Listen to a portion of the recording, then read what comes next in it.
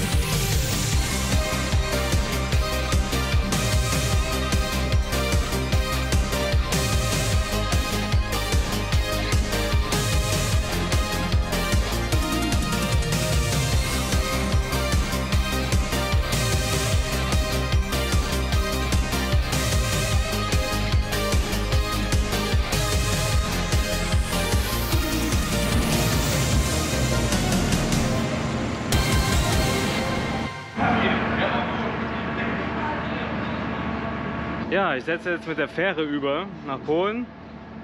Habe die Fähre jetzt noch gefunden, bin auch zur richtigen Zeit gekommen und die ist auch gratis, man muss hier nichts bezahlen. Bin ich sehr happy. Man kann sogar mal auf eine erste Etage gehen, was echt selten ist bei so kurzen Strecken. Finde ich auch mal schön. Ja, und wir setzen jetzt über und dann werde ich wahrscheinlich noch 1-2 Stunden fahren, mal langsam auch schon nach dem Platz schauen. Genau, es geht los!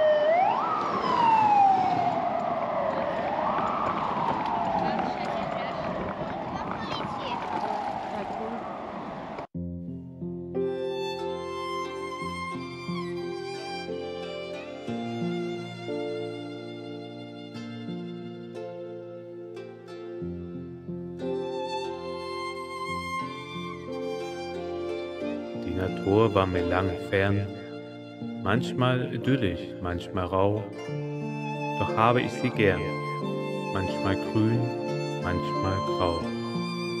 Bin ich doch ein Kind von ihr, geschaffen aus göttlicher Kraft, fließt der rote Lebenssaft, Sturm und Drang in mir.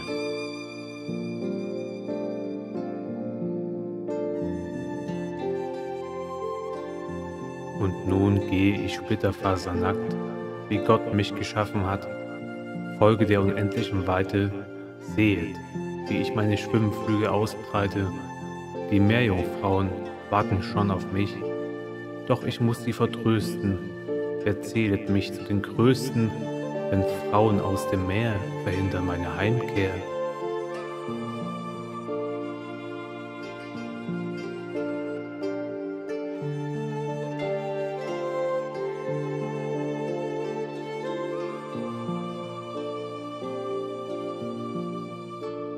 Can you see it now? Can you see the Matrix for what it truly is?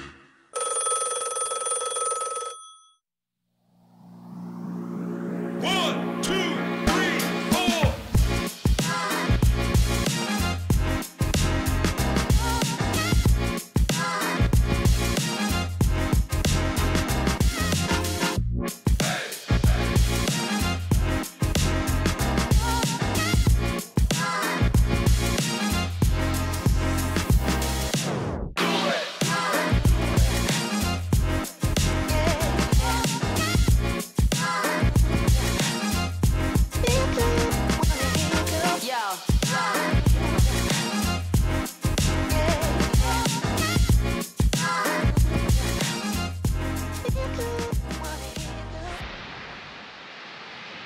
Ja,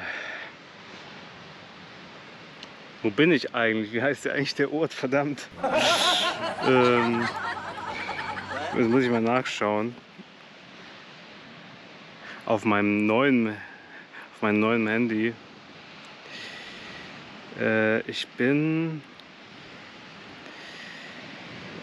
bei Mistreu. Und da bin ich gerade an so einem Strandabschnitt. Eigentlich wollte ich woanders hinfahren, aber Google erkennt leider nicht, dass der Weg, der mir vorgeschlagen wird und auch der einzigste ist, der dahin führt angeblich. Ja, das sind viele Treppen. Also viele lange Treppen mit langen Abständen und aus Holz. Und ich habe keinen Bock gehabt, mein ganzes Gepäck genau abzutragen. Und dann bin ich hier durch so ein komisches Partyviertel wahrscheinlich, so am Strand ist so eine Art Partyviertel, ist auch eingezäunt alles, wirkte etwas skurril. Und ja, aber hier hinten, ich habe wirklich Glück, ist ein Fleckchen grün, wo ich mein Zelt aufschlagen kann. Und ich bin richtig glücklich mal wieder, dass ich hier sowas gefunden habe jetzt. Das ist wirklich nur ein kleiner Abschnitt auch, wo man hier ein Zelt aufschlagen kann. Weil ich bin auch ein bisschen fix und alle haben ein bisschen Verspannung jetzt auch schon wieder. Und bin froh, wenn ich nachher Feierabend machen kann. Ich habe mir noch eine Pepsi geholt aus dem Kühlschrank und ein Tysky, also so heißt das Bier, glaube ich, Tysky, sorry, wenn ich es falsch ausspreche. Habe 3 Euro bezahlt, umgerechnet, war nicht so günstig, ist ja halt ein Touristenort, ne? Die Deutschen werden ja abkassiert, so nach dem Motto. Genau. Ja, das heißt, ich werde jetzt, ich weiß noch gar nicht, ob ich erstmal meinen Stuhl aufbaue und erstmal was trinke und später mein Zelt aufbaue. Ich muss mal gucken, wie ich die Reihenfolge mache. Ich glaube, ich mache erstmal eine Pause jetzt. Ne? Solarpanel lädt auch noch fleißig.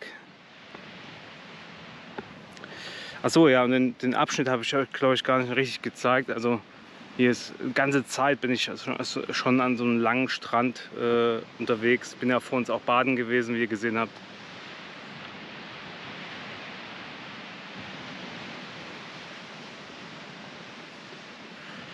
Ja, keine Ahnung, hier ist auch noch ein Schild über Möwen. Da werden Möwen vorgestellt. Genau, ich mache mich jetzt an die Arbeit, genieße noch den Sonnenuntergang, der genau vor meiner Nase ist. Und werde mir dann noch was Schönes zu essen kochen.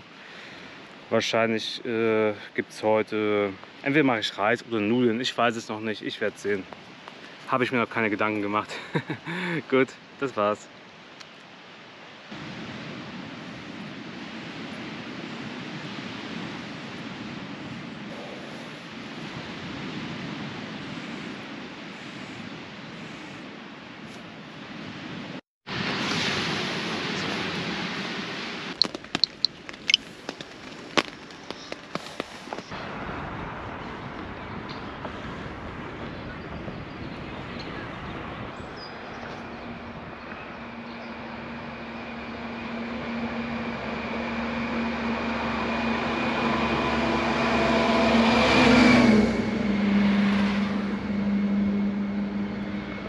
Ja, ich hatte heute relativ spät Aufnahmen gemacht, weil ich gemerkt habe, dass mein Ersatzakku gar nicht geladen war, obwohl ich die ganze Zeit dachte, er wäre geladen.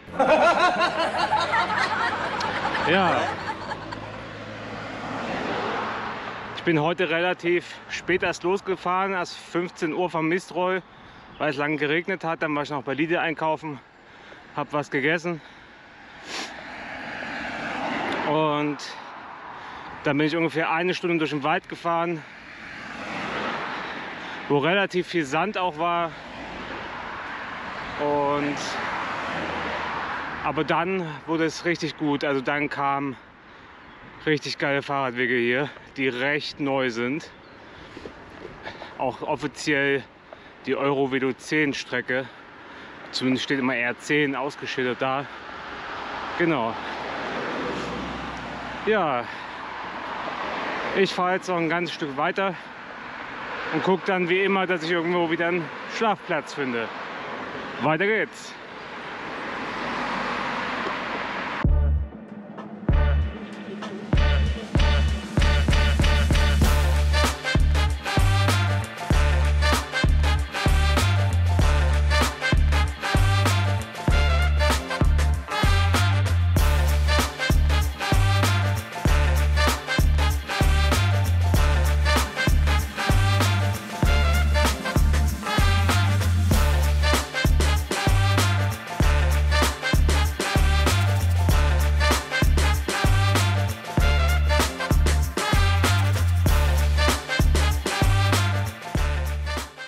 Ja, nach ein paar wenigen Stunden heute bin ich jetzt an einem Platz angekommen, ohne jetzt auf Google zu schauen. Ich bin einfach mal in den Wald dann spontan instinktiv reingegangen und wusste ja, es geht zum Wasser. Und hier ist eigentlich offiziell Zelten nicht erwünscht, sage ich mal. Aber für Fernreisende, da macht man, die alleine vor allem unterwegs sind, da macht man doch eine Ausnahme. Wen stört dieses kleine Zelt auf so einem kleinen Fleckchen Erde? Niemanden. Vor allem nicht hier. Ja, genau, und ich werde jetzt erstmal alles aufbauen. Bin mir nicht so ganz sicher, ob es nämlich bald mit Regnen anfangen könnte. Deswegen wird der erste Schritt jetzt sein, das Zelt so schnell wie möglich aufzubauen. Und dann werde ich was essen und oh ja, mal schauen. Vielleicht mache ich heute noch ein Feuerchen am Strand, wenn es nicht regnet. Holz ist zwar etwas nass, aber hier gibt es auf jeden Fall genug Holz. Brauchen gar nicht lange suchen.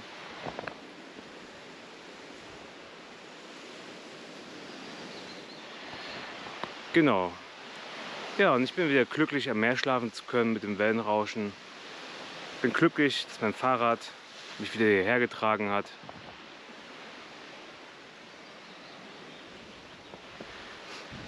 Genau, habe mir heute nochmal zwei 2-Liter Flaschen geholt. Ich habe quasi jetzt 4 Liter Wasser auf dem Fahrrad. Und ich will noch mal schauen, dass ich dann, wenn ich in Finnland bin und Schweden, eventuell noch eine dritte Wasserflasche oben auf der Stange noch platzieren kann. Vielleicht sogar 2. Vielleicht würden sogar 2 Flaschen gehen. Weil es wäre nicht schlecht, wenn ein paar Tage, wie gesagt, weg vom Schuss ist. Da ist Wasser immer ein rares Gut, ein wertvolles Gut. Das lernt man nicht mehr zu schätzen, als wenn man draußen unterwegs ist. Ja, meine Zuschauer, hier lasse ich es mir gut gehen.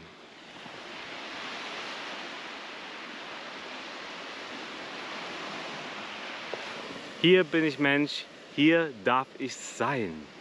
Mm.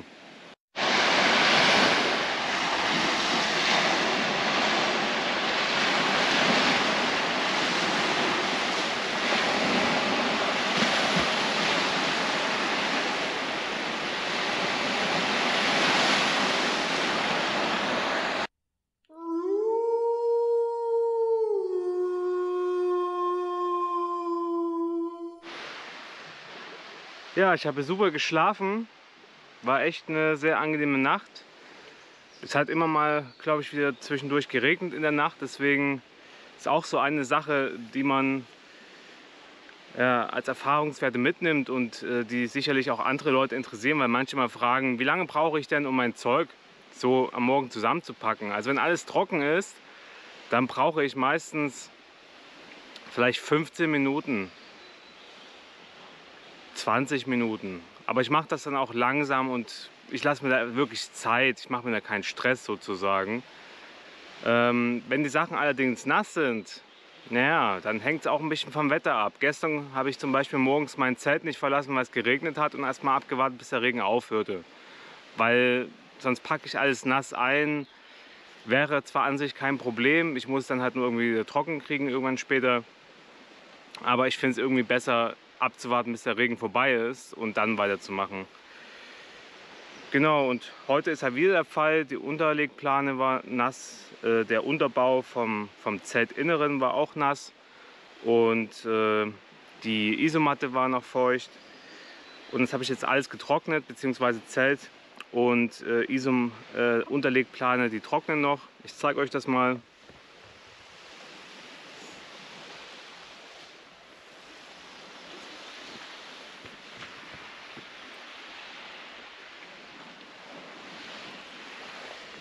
Genau, und das trocknet erstmal alles vor sich hin. Und wenn es trocken ist, packe ich das natürlich zusammen. Und dann geht es weiter an der Ostseeküste von Polen. Ja, heute ist auch ein Kampfjet schon mal drüber geflogen hier. Das war auch sehr interessant. Der war wirklich sehr flach und ist direkt über mir lang geflogen. Leider war ich nicht schnell genug, um mit der GoPro das aufzuzeichnen. Ja, eine Geschichte, die ich noch erzählen wollte, war, die hatte ich ganz vergessen zu erzählen, dass ich auch eine Olga kennengelernt habe am ersten Tag in Polen und wo ich am Strand von Mistroj gezeltet habe. Naja, ist mit mir und Olga in meinem Zelt noch mehr passiert. Das heißt, die Götter haben mich auf eine interessante Art und Weise willkommen geheißen.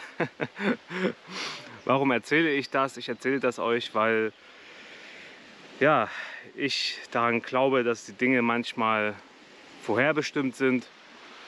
Nicht, dass ich und Olga jetzt, wie gesagt, mehr wollen, das nicht. Aber ich will euch damit sagen, dass vergesst Tinder und Co. Die ganzen Apps, wo man Leute kennenlernt, draußen Menschen kennenlernen, ist die beste Art und Weise. Da merkt man wirklich, ob die Chemie auf einer ähnlichen Schwingung basiert oder halt nicht. Ja, Chemie und Schwingung, ne? Physik und Chemie, egal. Ihr wisst schon, was ich meine. Ja, und das war wirklich eine interessante Erfahrung, in ein Land einzureisen und dann irgendwie noch auf eine andere Art und Weise willkommen zu sein. Ein Geschenk der Götter zu bekommen oder wie auch immer man das nennen mag. Genau, genug gelabert. Ich schaue mal zu, dass ich jetzt gleich in ein paar wenigen Minuten mein Zelt und alles zusammenpacke und dann geht's weiter mit meinem Bike.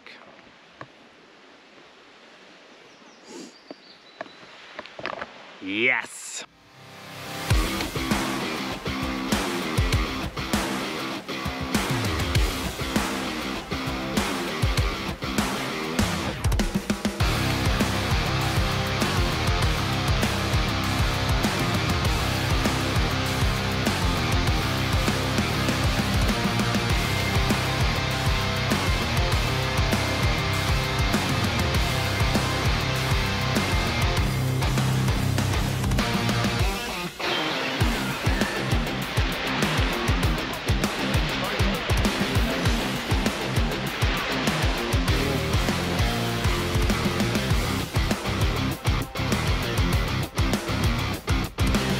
Ja, in Polen waren bisher so alle WC-Toiletten immer kostenpflichtig und auch wenn es immer zwar wenige Slotti sind, aber irgendwie suche ich dann trotzdem irgendwie einen anderen Weg, um am Wasser zu kommen. Und es gibt ja viele Friedhöfe und hatte ich das Glück, jetzt tatsächlich mal an einem Friedhof vorbeizukommen, um wieder eine 2-Liter-Flasche voll machen zu können. Da bin ich immer auf der sicheren Seite, denn das Motto heißt, wenn man Wasser tanken kann, einfach immer voll machen und vorher nochmal richtig die Wampe voll trinken, damit man dann immer auf der sicheren Seite ist. Genau. Und warum ich eigentlich mich entschlossen habe, auch mal zu filmen, weil mir ist aufgefallen, also ich kenne jetzt natürlich einige Friedhöfe in Deutschland, auf denen ich schon mal war, auch in Dänemark. Und mir fällt auf, dass die Friedhöfe, zumindest auch dieser ist ganz speziell, mir viel aufwendiger vorkommt. Also man merkt halt, dass die Leute hier anscheinend einfach viel gläubiger sind, beziehungsweise auch viel mehr Aufwand betreiben für die Gräber. Deswegen wollte ich euch einfach mal zeigen, was ich meine. Am besten, ja, da hinten sieht es zum Beispiel, auch hier sieht es auch, es sieht wirklich sehr schön aus.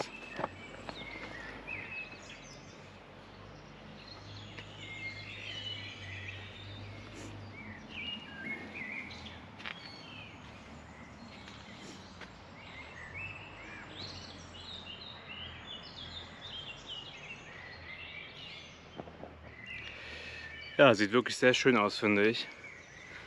Gefällt mir. Hat was Schönes hier zu sein. Hier könnte man auch perfekt zelten. Hier ist genug Grünfläche. Hier könnte man zelten. Man hätte hier gewiss seine Ruhe und eine Trinkwasserleitung. Gut. Jetzt erstmal Wasser zapfen. Gesegnet seist du, o göttliches Friedhofsquell, gib mir Kraft für mein Abenteuer, stille meine inneren Kriege und Ungeheuer, gib mir ein dickes Fell.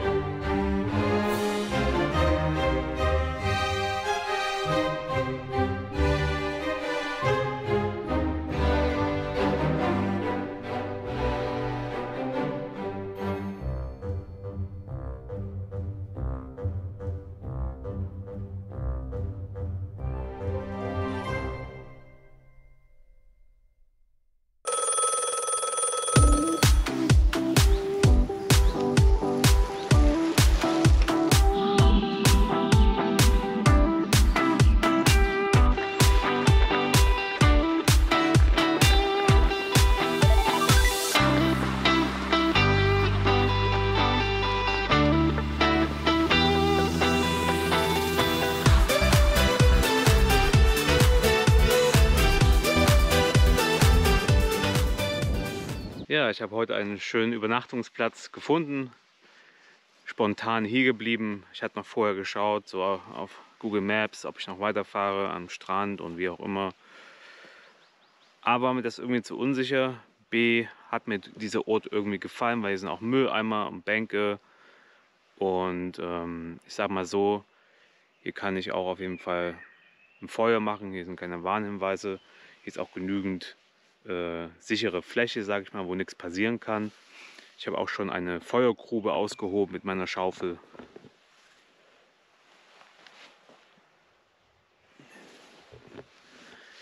Wo ich dann heute Abend für 1-2 Stunden mal ein Feuerchen mache. Und hier trockne ich gerade noch mal ein bisschen meine Isomatte und mein Handtuch.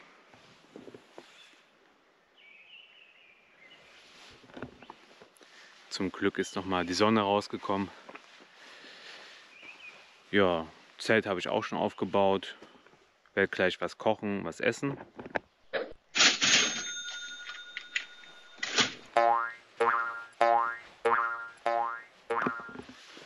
Genau. Habe mir schon ein bisschen Feuerholz organisiert, also war schon gut unterwegs hier. sozusagen. Ich bin angekommen, hier kommen immer mal ein paar Fahrradfahrer vorbei. Hier ist noch eine Militärbasis irgendwie, hier kam vor uns ein Laster und hat ein paar Leute rausgelassen, die nach Hause gegangen sind. Ja, hier ist noch so ein Schild von diesem ganzen Park.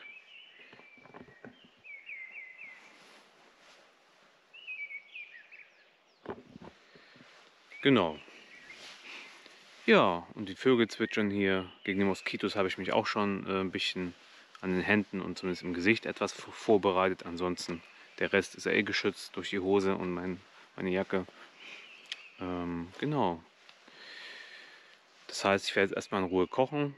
Nach dem Kochen dann noch die Isomatte fertig machen und das Zelt einrichten.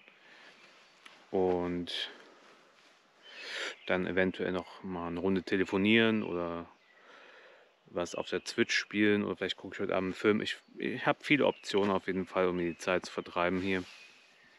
Ja, ich trinke auch schon noch die ganze Zeit schon ein Bierchen. Heute mal dieses.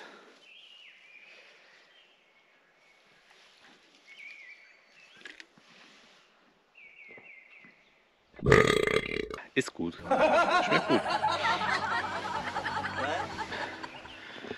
Genau. Was koche ich heute?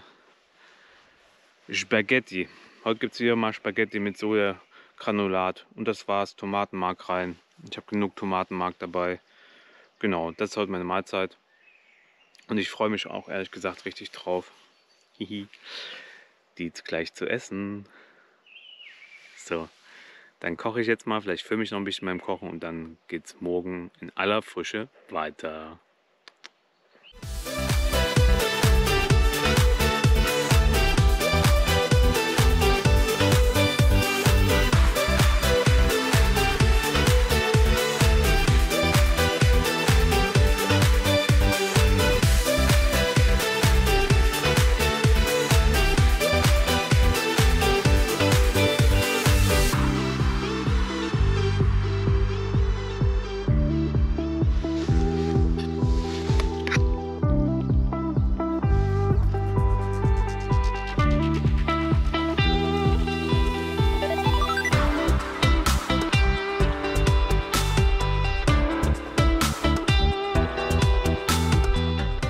Ja, manchmal kann man sich richtig ärgern. Also ich habe ja gestern an der einen Stelle übernachtet und ja, jetzt fahre ich ungefähr 100 Meter weiter und denke mir so, what the fuck? Und dachte mir, es kann doch nicht wahr sein. Ja, da steht hier so ein Teil, das offiziell wahrscheinlich für die Eurovelo gemacht worden ist. Hier gibt es Mülleimer. Und da diese riesige Holzkonstruktion, die wirklich genial ist.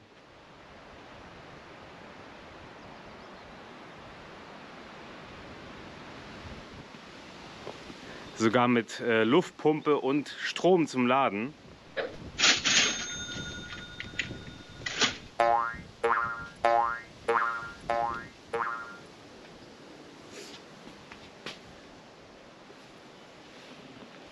Ja, und die Gelegenheit lasse ich mir jetzt nicht entgehen, auch wenn es ärgerlich ist und ich eigentlich weiterfahren wollte, aber die Gelegenheit, weil ich nicht weiß, ob sie nochmal dann auf der Strecke irgendwann sowas Ähnliches kommen wird. Die Gelegenheit lasse ich mir jetzt hier nicht nehmen, meine Powerbanks vollzuladen. Das wird mich jetzt zwar ein bisschen Zeit kosten, leider. Ich schaue mal, wie lange ich hier bleibe. Vielleicht schlafe ich sogar noch mal hier. Wasser hätte ich auch noch genug. Aber ich denke mal, ich lasse das Ganze jetzt 2-3 Stunden laden, vertreibe mir irgendwie noch ein bisschen die Zeit. Weil so eine Chance, ja, die hatte ich bisher noch nicht, meine Geräte kostenlos irgendwo aufzuladen. Da bin ich sehr glücklich, jetzt sowas gefunden zu haben. Auch wenn es geil gewesen wäre, hätte ich das gestern schon gefunden. Es wäre so toll gewesen, auch ruhiger. Wie gesagt, man hätte sogar auf diesen großen Bänken aus Holz schlafen können, ohne Zelt aufzubauen. Es ist wirklich schade manchmal, wenn man etwas nicht weiß, dass es in der Nähe ist, ne? Gut, ich werde mal weiter die Geräte laden und mal gucken, was ich jetzt in der Zeit noch Schönes mache. Dann bis später. Da, da, da, da, da, da.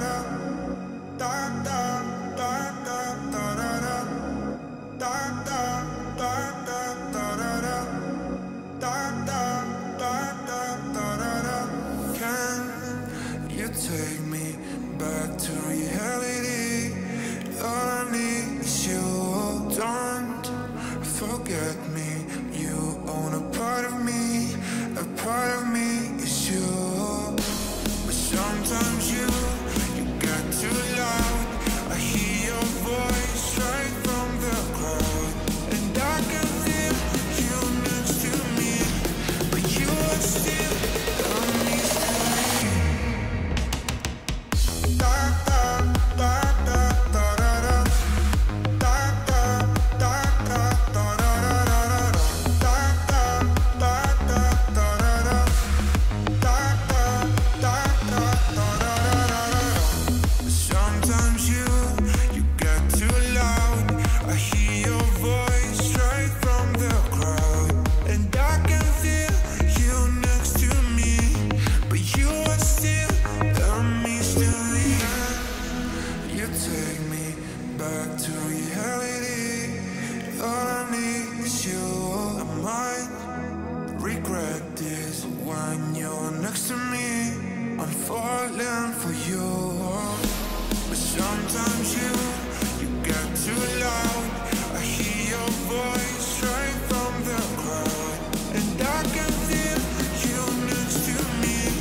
But you are still a mystery. Da da da da da da da. Da da da da da da da. Da da da da da da da da.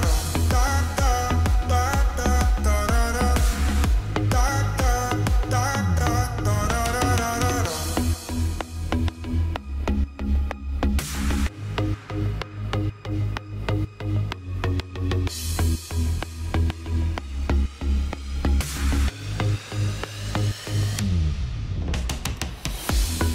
Sometimes you get too loud.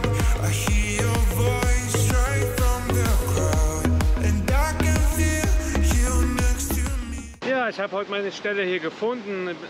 Bin ein ganzes Stück nach Kolberg rausgefahren. Kohlberg oder Kolberg, auf Polnisch spreche ich lieber nicht aus. Und ja, die Stadt war eigentlich, also ich bin ja immer an der Strandpromenade lang gefahren, war sehr schön. Also ein wirklich krass langer, gepflasterter Weg, auch Fahrradweg hier mitten an der Küste, der immer noch hier lang geht. Also das ist schon krass, was die hier gepflastert haben. Scheint wohl ja, sehr viele Einnahmen durch Tourismus zu haben, dieser Ort. Aber die Wege sehen auch relativ neu noch aus.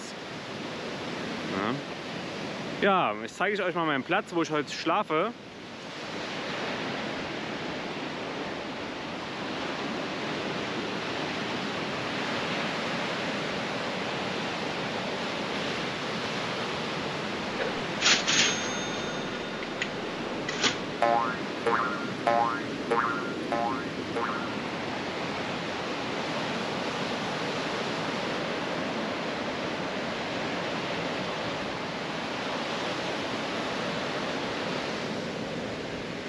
Das sieht doch mal richtig gut aus, oder? Also hier bin ich Mensch, hier darf ich sein. Die Wellen krachen ordentlich rein. Ich habe hier eine kleine schöne Bucht in einen großen Baum. Vielleicht der Baum der Götter, der Weisheit, ich weiß es nicht. Und ja, hier werde ich heute Abend noch ausklingen lassen und beim Meeresrauschen top einschlafen. Ja, und morgen geht es dann weiter.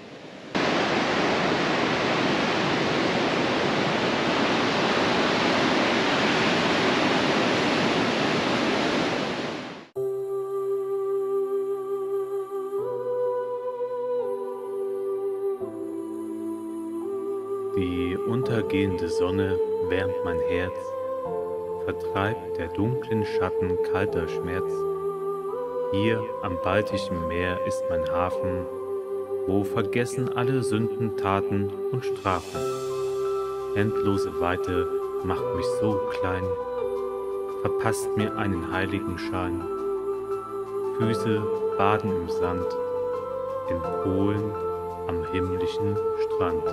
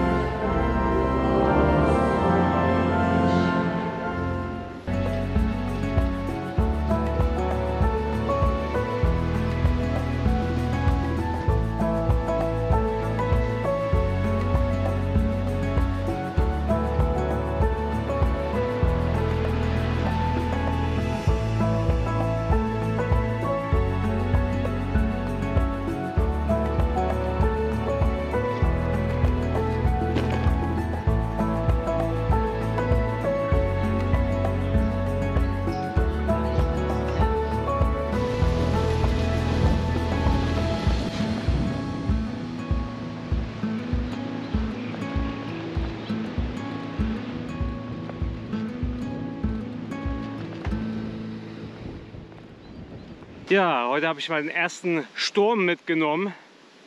Ich bin schön gerade eben durch den Sturm mit meinem roten Poncho gefahren. Es hat ordentlich gepfiffen und es war auch mal ein guter Praxistest. Also die Hose ist zwar etwas nass geworden, aber das ist ja das geringste Problem. Bin also sehr gut durchgekommen mit meinem Poncho. Genau. Wir haben es jetzt 16 Uhr und ich komme bald bei Dabgi an der Küste. Und ich muss auf jeden Fall noch mal ein Fahrrad laden, weil mir heute bei der Kirche, die ihr im Video gesehen habt, der Fahrradständer gebrochen ist. Ein Zeichen Gottes, wer weiß schon. Und ich brauche einen neuen Fahrradständer. Aber ich werde wahrscheinlich erst morgen zu dem Fahrradgeschäft fahren. Ich habe schon die Öffnungszeiten gecheckt, es hat morgen auch auf. Und werde bei Dabgi an der Küste unten in die Gegenrichtung abbiegen, noch mal ein Stück. Und dann mal schauen, wie es da mit Wildcampen, mit Plätzen aussieht. Genau, jetzt bin ich hier in Repskovo, oder wie das heißt.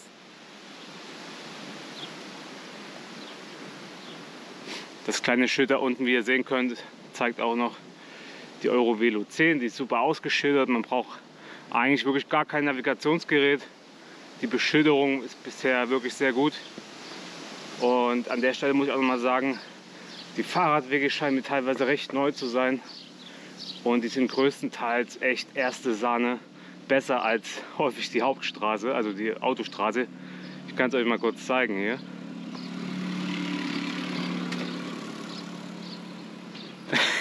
Also wirklich,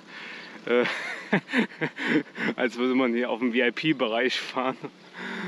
Also die Fahrradwege sind bombastisch bisher. Also bisher der Teil Polens, den ich befahren habe an der Ostseeküste, der ist wirklich super. Wirkt alles recht neu. Ja, ist echt eine Freude. Kann ich nur empfehlen, diesen Radweg mal zu fahren. Also raus mit euch. So, ich fahre mal weiter. Geht weiter.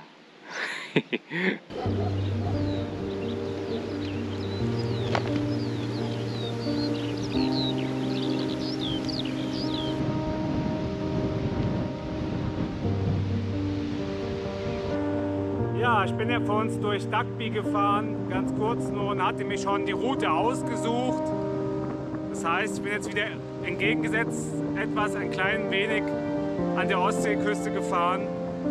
Man konnte sozusagen auch nicht hier durchfahren, deswegen bin ich auf der Eurovelo 10 um diesen See einmal ringsrum gefahren, also ein kleiner Umweg sozusagen. Wahrscheinlich ist da hinten ein Naturschutzgebiet oder was weiß ich, warum man da nicht durchfahren kann. Ja, und jetzt habe ich hier einen sehr schönen Ort gefunden.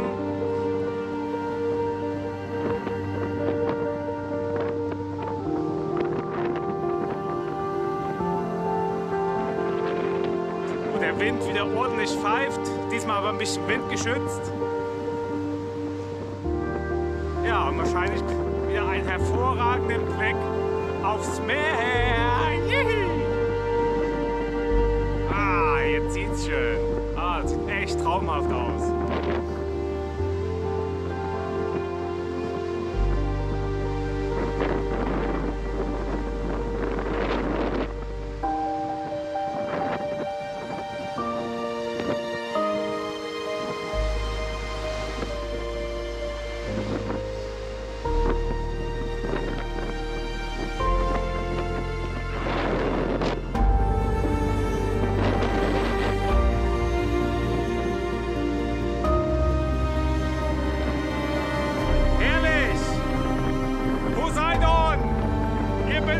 Lass deinen Zorn raus, lass es winden. Hier bin ich Mensch, hier darf ich sein.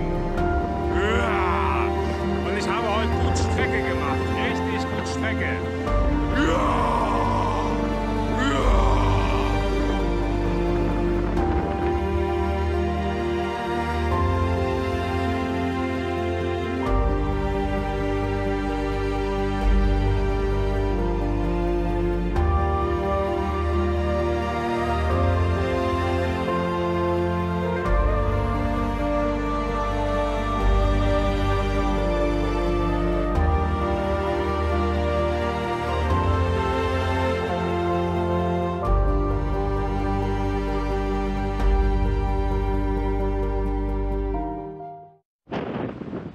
Ja, ich bin doch noch mal weitergefahren, weil die Stelle, die ich mir vor uns ausgesucht hatte, im Wald hier sind halt viele Bäume, die nicht so die Bodenfestigkeit haben. Und da es sehr windig ist und ich heute auch eine Sturmwarnung bekommen habe von Samsung irgendwie per Wetter-App, ich jetzt aber nicht weiß, ob heute irgendwie noch was kommt oder ob es das schon war, habe ich mich entschieden, doch noch einen anderen Platz zu suchen. Musste noch mal 1 Kilometer oder so fahren und habe dann hier was gefunden, wo ich sozusagen nicht von einschussgefährdeten Bäumen umgeben bin.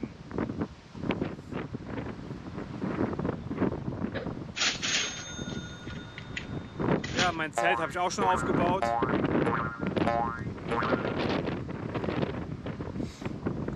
Ach ja, ich wollte es erst da oben vor uns aufbauen, mitten auf der Düne, aber oh, der Wind, der hat mich richtig, aber richtig fertig gemacht. Unterschätzt das wirklich, da oben ist ein Wind des Wahnsinn. Hier hinter der Düne, das ist schon wesentlich angenehmer. Oh, ich bin vor uns fast ich bin auch halb ausgerastet, weil der Wind einfach das Zelt nicht aufbauen lassen hat. Naja, die Heringe, die halten halt in dem Sand nicht so gut, deswegen war es halt unter erschwerten Bedingungen. Ja, ein Feuer mache ich hier heute auch nicht, weil bei dem Wind, ach, da lohnt sich ein Feuer meines Erachtens nicht so sehr. Das brennt ja weg wie sonst was. Nee, ich zeige euch noch mal kurz den Ort. Hier. Ich werde jetzt erstmal gleich was kochen. Dann kann das Essen erstmal noch eine Weile ziehen und dann werde ich mich nachher nur auf meinen Campingstuhl begeben, noch ein Bierchen trinken, nach dem Essen noch eine Pfeife rauchen und dann einfach entspannen. Ich bin echt verspannt, weil ich halt so lange auf dem Fahrrad war und jetzt so lange, doch noch länger als gedacht, das hier auskundschaften musste. So, ich zeige euch mal den Ort.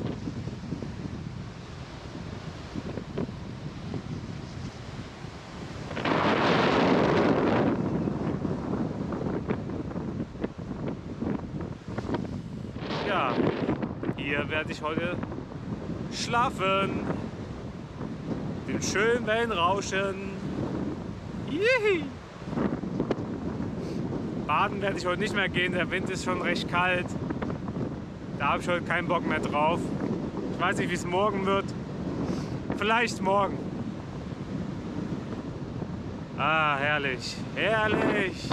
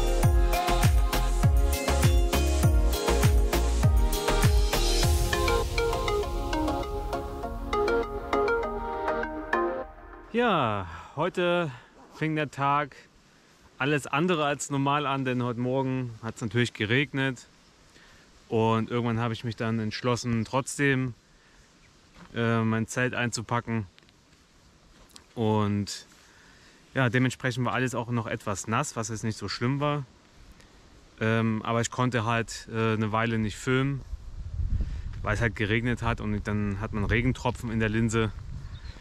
Und ich habe noch keine Möglichkeit oder noch nie dran gedacht, eigentlich so ein kleines Dach für die GoPro vielleicht mal zu besorgen, dass man oben so einen kleinen Regenschutz drüber macht. Genau, wäre vielleicht für solche Aktionen ganz nett. Ja, mein Zelt, das habe ich schon mal aufgebaut, das trocknet.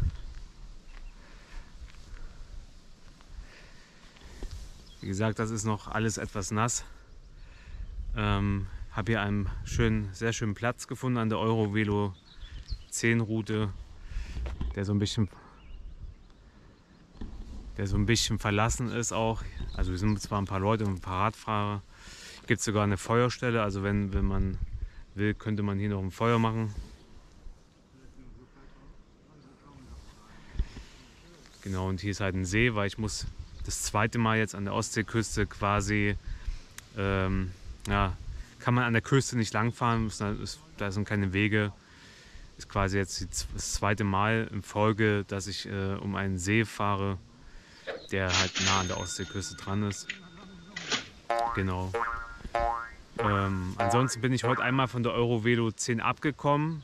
Manchmal ist die Beschilderung, kommt es mir so vor, also entweder fehlt da manchmal ein Schild vielleicht schon oder ich habe es einfach nicht gesehen. Dann habe ich mit Google Maps sozusagen eine Route mir ausgesucht und ich bin übers Feld gefahren. Also der Abschnitt war echt kacke. Ich habe es zwar gemeistert und es war an sich kein Problem, aber der Abschnitt war ein bisschen kacke. Also es lohnt sich schon, die Eurovelo 10 immer im Blick zu behalten, weil die Erfahrungen, die ich bisher auch gemacht habe in Polen mit der Eurovelo 10, die waren super. Also wirklich top. Die Fahrradwege sind echt bisher top gewesen. Also kann man sich gar nicht beschweren. Ja. Ansonsten, ja, der Regen halt. Ne? Es hat halt heute ordentlich geschüttet insgesamt. Über den ganzen Tag gesehen. Und ich war beim Lidl einkaufen. Und hatte dann so eine Situation, da habe ich richtig abgekotzt, das hat mich richtig genervt. Und zwar habe ich mein Fahrrad, also ich habe ja momentan keinen Fahrradständer, Fahrradladen schließt um 14 Uhr, ich habe es nicht geschafft, 14 Uhr heute bei diesem Fahrradladen zu sein. Und wie gesagt, der zweite Fahrradladen ist auch 14 Uhr dicht gewesen. Also angeschissen, bin ich immer noch ohne Fahrradständer. Ich überlege dem vielleicht mal noch, da ich jetzt hier ein Dach habe, den zu leimen und unten nochmal anzubringen mit Sekundenkleber. Keine Ahnung, vielleicht hält das noch mal eine Weile. Vielleicht sollte ich es einfach mal probieren. Aber wenn, mache ich das wahrscheinlich eher morgen. Heute werde ich ganz bestimmt nicht mehr hier werkstattmäßig rumbasteln. Ja, mein Schlafsack, den trockne ich auch noch etwas. Schlafsack war auch noch ein bisschen ganz leicht feucht vom Gefühl her. Gucken, ob die Regentropfen hier drankommen. Nö, sieht gut aus, das Dach reicht genau. Ja, und ich bin einfach glücklich, hier dieses Dach hier zu haben, heute mal bei dem Regen. Da mich auch mal drunter setzen zu können, wenn ich das will. Genau, dann in Ruhe kochen zu können. Das heißt, es nur noch schmecken lassen.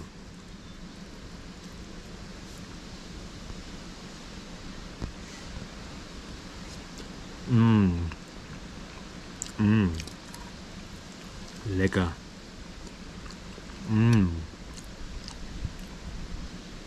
Lecker. Was Besseres kann man sich Outdoor nicht wünschen. Eine richtig schöne warme Mahlzeit. Einfach nur yummy.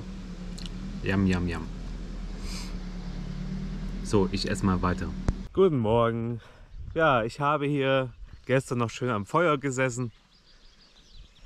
Bis relativ spät in die Nacht, vielleicht 12:30 wahrscheinlich. Gegen 1 bin ich eingeschlafen. Ja, hier ist schon recht viel Betrieb an der Stelle. Also hier kommen ab und zu mal ein paar Autofahrer, die für 5 Minuten mal hierher fahren und wahrscheinlich kurz gucken und dann wieder fahren. Wo ich mir immer denke, toll. Fahrradfahrer waren ja auch schon unterwegs. Ja, ist auf jeden Fall eine gut besuchte Stelle hier. Und ja, ich habe mich entschlossen, baden zu gehen. Es ist kalt, es weht etwas Wind. Aber was tut man nicht alles, um auch wieder mal die Haare zu waschen, um den Körper mal wieder reinzuwaschen. Genau, deswegen habe ich mich entschlossen, jetzt baden zu gehen und keine Angst. Ich werde weder ins Wasser springen, noch diese Haltung einnehmen. Ich werde da hinten zur Leiter gehen am Steg und dann ins Wasser hinabsteigen und wahrscheinlich einmal laut schreien. Genau.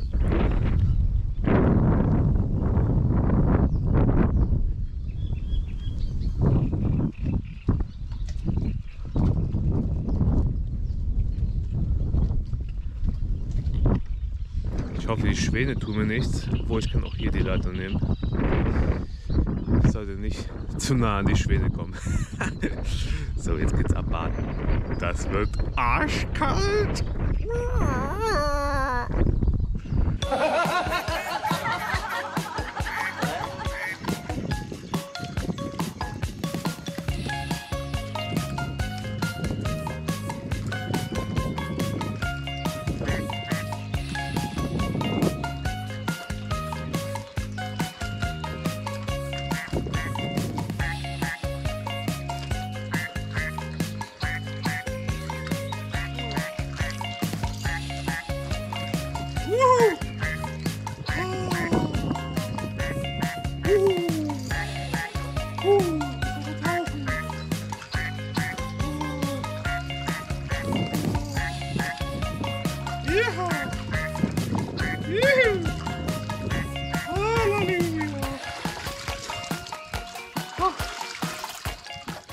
So, jetzt einmal kurz runter.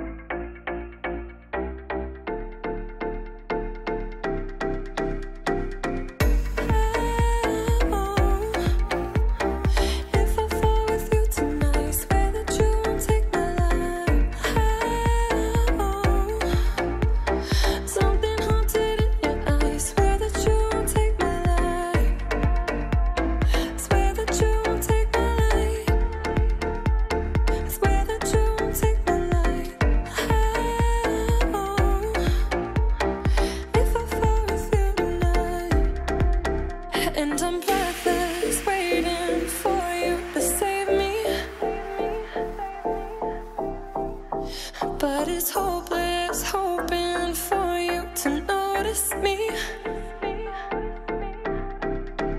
And it's only in my dreams that I get to hold you. But I'm patiently thinking that someday you'll want me to. And I've been up in my mind, I've been up in my mind for you.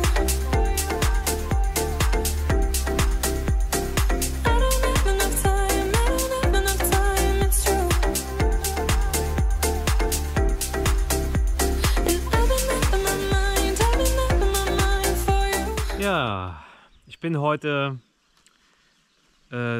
zuletzt durch die große Stadt Uska oder ja, Uska oder Utsche, keine Ahnung, Uska gefahren. Ja, war ganz schön, aber Städte interessieren mich ja jetzt nicht so mega. Fahr da mal durch und dann ja, hat man mal einiges gesehen, aber ich bin mehr so für das Landschaftliche. Deswegen heißt mein Kanal ja auch Schön in der Natur, weil es da schöner ist, meines Erachtens. Ja, ich habe jetzt einen Platz gefunden, der hat mich eingeladen. Ich bin heute ist ja Sonntag, nur 40 bis 50 Kilometer gefahren. Und nach 3-4 Stunden habe ich dann gesagt, ach komm, hier bleibst du, machst heute mal ein bisschen Chilling noch.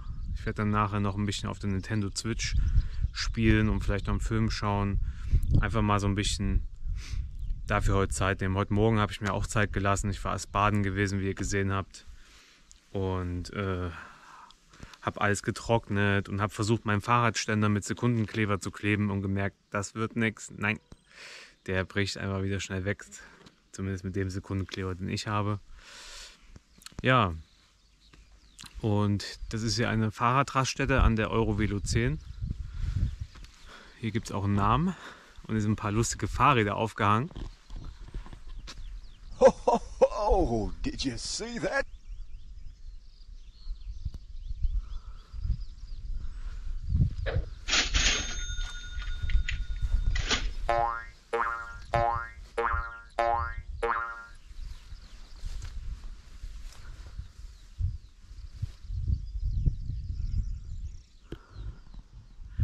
Genau, also ein sehr schöner Platz. Hier ist sogar eine Feuerstelle.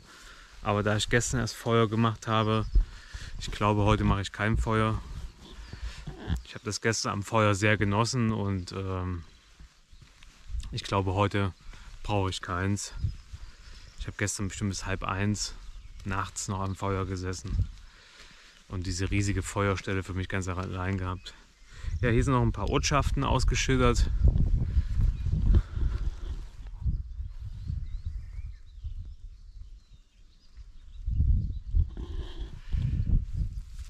Es soll heute vielleicht auch ab und zu mal noch regnen, deswegen war ich auch sehr glücklich über diesen Unterstand da drüben, der mit Dachziegeln wirklich einwandfrei gedeckt ist, falls ich mal nach draußen sein möchte oder morgen früh bei Regen alles zusammenbaue. Da ist sowas Gold wert.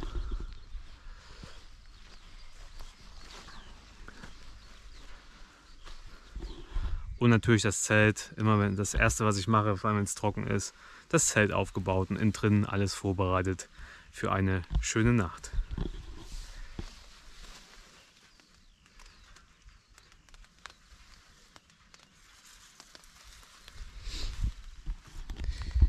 Ja, ich habe übrigens, ich weiß nicht, ob ich das schon mal erwähnt habe, ich bin ja eigentlich ein ziemlich großer Faude-Fan geworden. Es hat angefangen mit den Fahrradtaschen. Oh, jetzt fängt es an zu regnen. Das heißt, mal schnell hier das Zelt zu machen. So, jetzt kann es regnen. Jetzt ist alles egal. Nur noch die eine Fahrradtasche muss ich hier noch gleich schließen. Genau. Ja, ich wollte noch sagen, dass ich eben vom Faude mein Schlafequipment habe, also Kopfkissen, Schlafsack und auch die Isomatte. Und ich bin wirklich sehr zufrieden mit den Produkten. Kann ich so nur empfehlen. Ich mache hier keine Produktwerbung, ich habe hier keinen Auftrag. Aber ich bin sehr zufrieden mit der Firma Faude. Und kann das euch nur so weitergeben, falls ihr mal was braucht. Da mal bei Faude vorbeizuschauen. Gut. Ja, morgen muss ich mal schauen, ob ich einen Fahrradladen finde und mal endlich den Fahrradständer neu montieren kann. Genau. Aber jetzt mache ich erstmal die Fahrradtaschen zu, da es jetzt regnet, sonst ist es alles nass.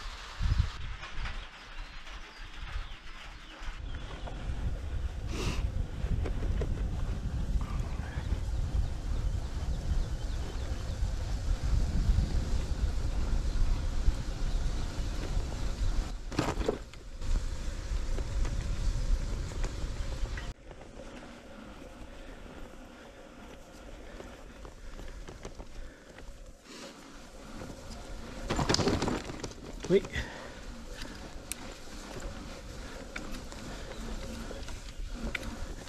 Ja, hier musste ich erstmal absteigen. Selten kommt es auch mal vor, dass auf der Eurovelo 10 oder allgemein Streckenabschnitte an der Küste, aber bisher ist es wirklich selten. Ich hatte das, glaube ich, zuletzt mal in Rostock gehabt, wo ich durch den Wald gefahren bin, da nach Kramöritz, dass mal der Weg aus Sand besteht.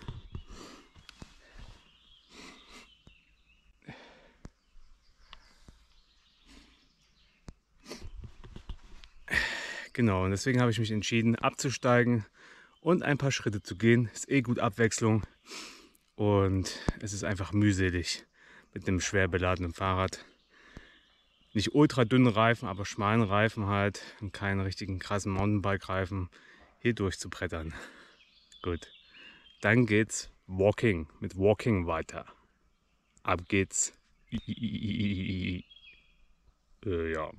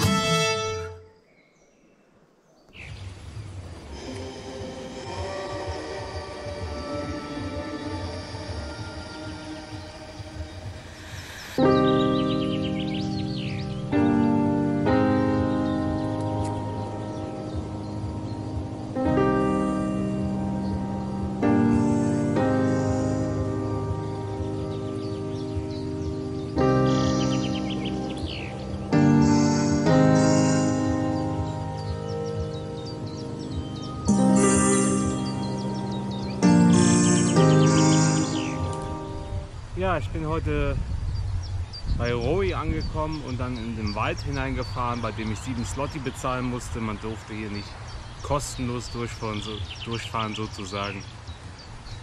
Und keine Ahnung, hier gibt es noch ein Schild, Skanju Kot, was das auch immer heißt.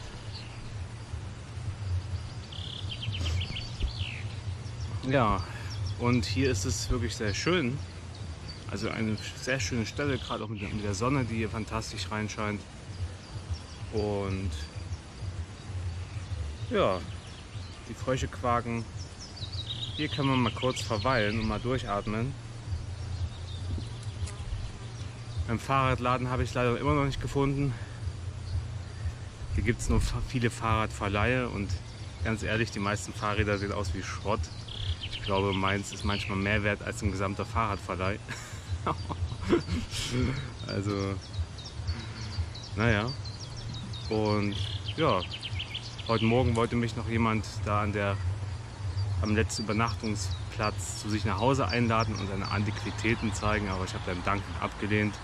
Hatte jetzt schon ein paar Mal den Google-Übersetzer benutzt. Man kann da ja einsprechen sozusagen, das ist ganz praktisch, wenn der eine Polnisch und der andere Deutsch spricht, um halt sich verständigen zu können. Das funktioniert wirklich sehr gut. Gestern habe ich mit einem auch mal an der Stätte gequatscht.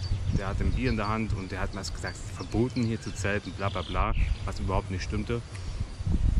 Der war halb betrunken und naja, was der für Müll gefaselt hatte, da hatte der Google-Übersetzer teilweise Übersetzungen gegeben.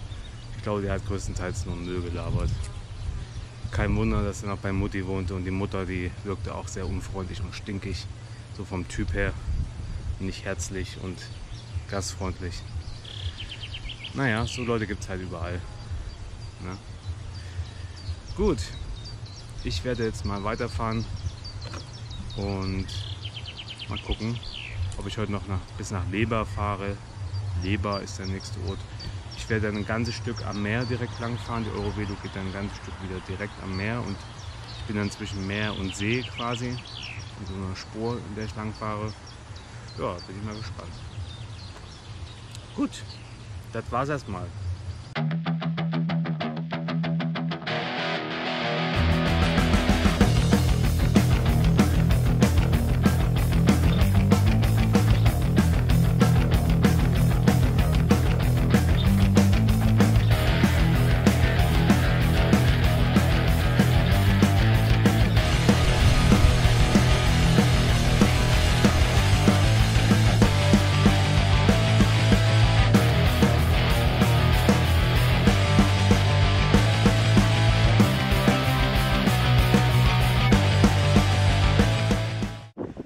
Ja, schade, dass ich mein Stativ nicht dabei, aufbauen kann, wegen fehlenden Fahrradständer immer noch.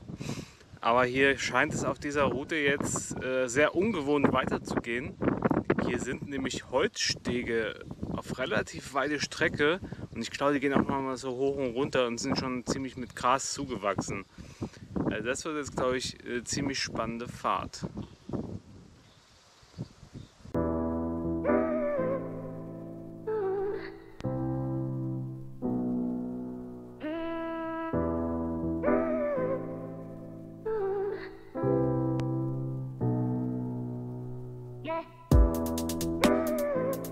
Lecco mio, war das anstrengend. Also wow.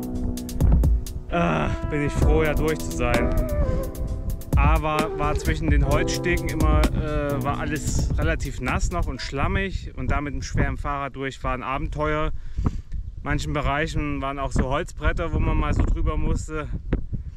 An vielen Holzstegen war vor allem also am Ende des Holzstegs, wo es wieder auf den Schlammweg ging, war manchmal so viel Erde abgetreten, dass da mal ein bisschen Höhe war und dass ich beim Fahrrad hinten ein bisschen mit Kraft noch sanft herunterlassen wollte. Das war anstrengend jetzt, also das war wirklich ein Workout. Kann ich nur empfehlen. Hier ist offiziell auch die Route der Eurovelo 10 an der Stelle. Also die haut rein, aber man kann ja auch schöne Fotos machen und Aufnahmen. Aber haut rein, vor allem mit einem schwer beladenen Fahrrad und wenn die Wege noch feucht sind und nicht trocken. Gut, ich mach mal weiter.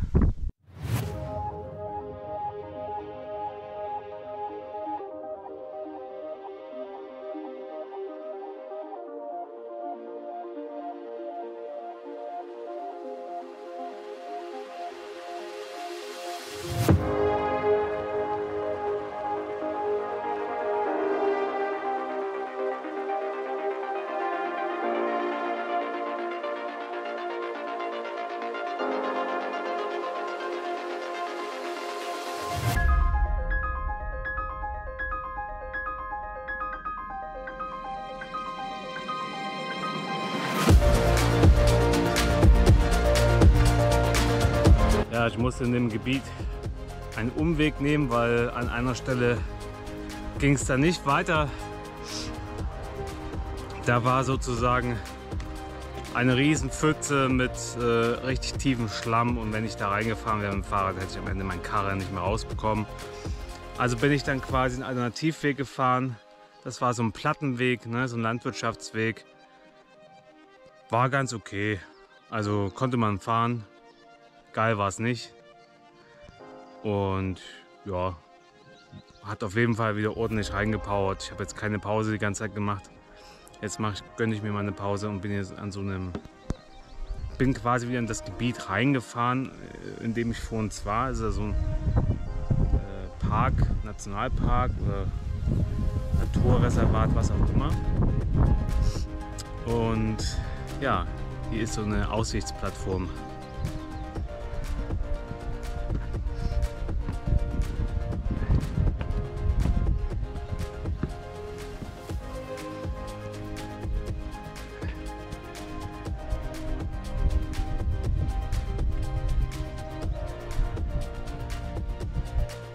Ja, und das wäre ein schöner Zeltplatz hier. Hier sein Zelt aufschlagen. Geil. Das muss geil sein. Natürlich vorausgesetzt, es kommt niemand und will die Plattform dann benutzen. Aber ansonsten wäre das hier oben recht chillig. Genau. Ich werde mal noch ein bisschen mich dehnen jetzt und ein bisschen kurz ruhen, bis es dann nach Leber weitergeht. Over, Ende, out. Ja, jetzt bin ich noch mal unerwartet an einem Friedhof vorbeigekommen. Und hier ist gleich ein Wassereinschluss vorne. Und das ist perfektes Timing. Ich habe gerade alles leer getrunken und jetzt kann ich meine 4 Liter hier auffüllen wieder. Und brauche dann auch eigentlich gar nicht mehr einkaufen heute. Weil ich wäre wegen dem Wasser noch einkaufen gegangen. Brauche ich aber heute nicht. Genau, deswegen bin ich jetzt sehr glücklich und zufrieden mit der Situation. Und manchmal wüsste ich gar nicht, wie beschwerlich es wäre, ohne Friedhöfe zu reisen.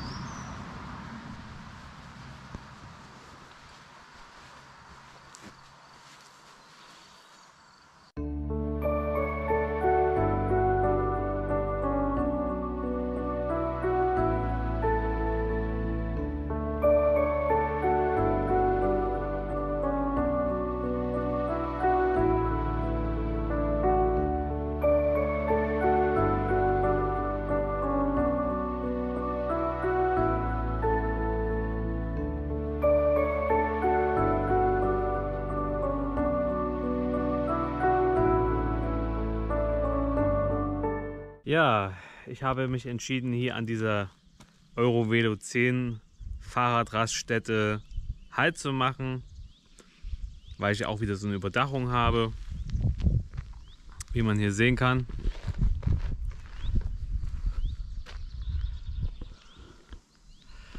Und ja, keine Ahnung, da hinten gibt es noch so eine Art Käfig, was das auch immer sein soll. Also ich nenne es einfach mal Käfig. Keine Ahnung, für was das zu gebrauchen ist. Und hier fließt auch ein Fluss lang, die Leber, so wie der Ort da hinten heißt, den ich heute eigentlich erreichen wollte, aber konnte ja auch niemand wissen, dass der Weg so knochenhart heute wird. Gerade mit schwer beladenem Fahrrad, wie gesagt. Der Holzbrückenabschnitt, der war schon ziemlich hart und dann noch diese Plattenwege, die danach kamen, diese geriffeten Plattenwege. Das hat mich heute gut Power gekostet und ja, ich habe jetzt hier die Chance genutzt, ehe ich nachher noch irgendwo einen Schlafplatz suche. Hier ist es, glaube ich, sehr ruhig, auch wenn hier eine Straße ist, aber hier fährt kaum ein Auto lang. Hier sind noch ein paar Angler, gerade 3 Autos stehen noch da, die angeln. Und es gibt hier auch eine Fahrradstation, vielleicht, keine Ahnung, mein Reifendruck müsste eigentlich noch super sein, aber ich gucke mir das nochmal an und hier könnte ich auf jeden Fall auch problemlos Luft tanken. Ich zeige euch mal das Schild hier von diesem Platz.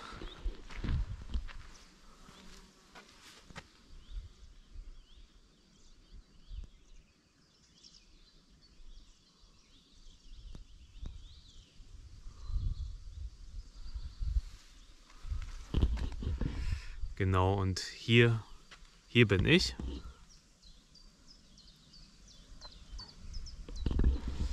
Ja, und hier wollte ich heute eigentlich noch hinfahren, aber das habe ich jetzt gekickt. Genau, und die Leber, die hier gerade lang fließt, hier ist ja noch dieser große See von diesem Slavonski Park Narodowy, durch den ich ja heute schon ein ganzes Stück gefahren bin. Und die Leber, die fließt halt ja, hier lang.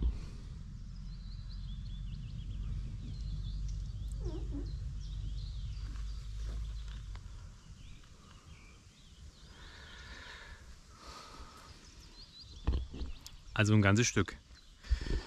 Und dann werden auch einige mit dem Kanu fahren. Es gibt auf jeden Fall sehr viele Eintrittsstellen, wo man Kanu fahren darf. Hier darf man kein Kanu fahren. Zumindest war da ein Verbotsschild, glaube ich. Und ja, hier werde ich mich heute, wie gesagt, niederlassen. Da die Sonne noch mal rausgekommen ist, habe ich auch schon mal mein Panel angeschlossen, startklar gemacht und 2 Powerbanks dran geschlossen. Heute gemerkt, dass so ein bisschen diese Schutzfolie ein bisschen zerkratzt war an manchen Stellen. Ich muss, glaube ich, mal in Zukunft immer das Ding reinigen, weil es geht manchmal so Blütenstaub und anderes Zeug rum. Und wenn ich das dann zusammenpacke und das sehr stark komprimiert ist, wahrscheinlich zerkratzt es da zum Teil diese Schutzfolie ein bisschen, was wahrscheinlich überhaupt nicht schlimm ist, weil es ja eine Schutzfolie, wie gesagt, die Solarkollektoren schützt. Genau, hier zeige ich euch mal meine Ladestation.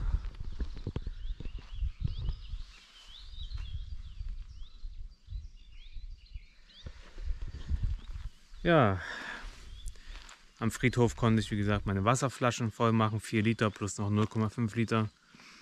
Ich nehme jetzt immer noch eine 0,5 Liter Flasche mit im Gepäck. Und ich werde dann nachher schön Spaghetti kochen mit Sojagranulat, Tomatenmark und Gewürzen. Wird eine schöne Mahlzeit werden. Genau, und dann werde ich in Ruhe irgendwann das Zelt hier aufbauen, neben meinem Fahrrad direkt. Das ist mal die höchste Sicherheit. Wie gesagt, ich glaube, wenn man generell sein Zelt am Fahrrad immer hat und das Fahrrad in der Nähe, dann ist das quasi der beste Diebstahlschutz, den man haben kann. Weil es traut sich einfach kein Dieb, denke ich mal, an ein Zelt, wo jemand drin schläft oder sich drin aufhält und das Fahrrad nebenan steht, angeschlossen noch wohlgemerkt. Und ich bin ja schon, denke ich mal, sehr hellhörig, wenn es um sowas geht. Deswegen braucht man sich da auch überhaupt keine Sorgen machen, kann beruhigt schlafen. Das war bisher immer bei mir so, dass man dann ruhig schlafen kann.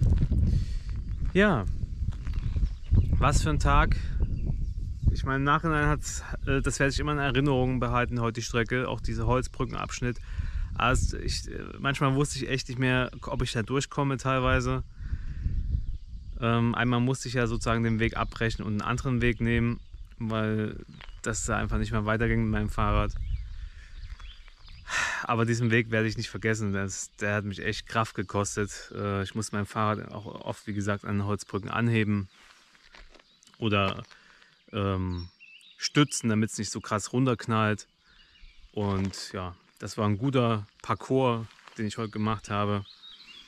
Und das Essen habe ich mir wie immer mal wieder mehr als verdient.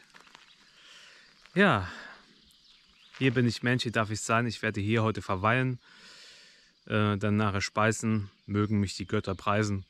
In diesem Sinne geht es dann morgen weiter. Jawohl! Ich weiß, ich bin total lustig.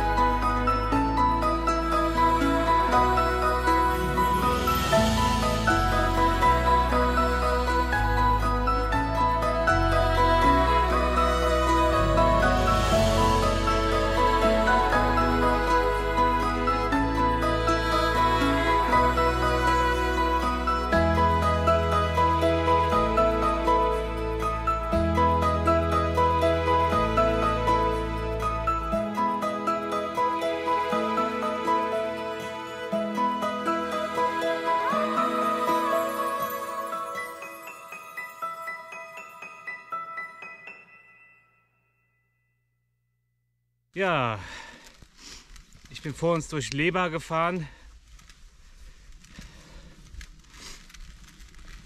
War eigentlich recht beschaulich, also hat mich jetzt irgendwie nicht von Hocker gerissen, die Stadt. Man hat den Eindruck gehabt, das war jetzt mit einer der, sage ich mal, ja, keine Ahnung, ich bin ja nur bestimmte Abschnitte durchgefahren, aber die Innenstadt hatte einen Charme, aber naja, die Fassaden hätte man mal wieder machen können. Ja, jetzt bin ich hier weiterhin auf der Eurovelo unterwegs. Ach ja, ich war noch einkaufen heute. Heute war ich mal im Polo einkaufen. Natürlich hat es wieder geregnet wie beim letzten Einkauf und irgendwie habe ich immer das Glück, wenn ich einkaufen gehe, dass es regnet und das nervt dann halt ein bisschen, keine Ahnung.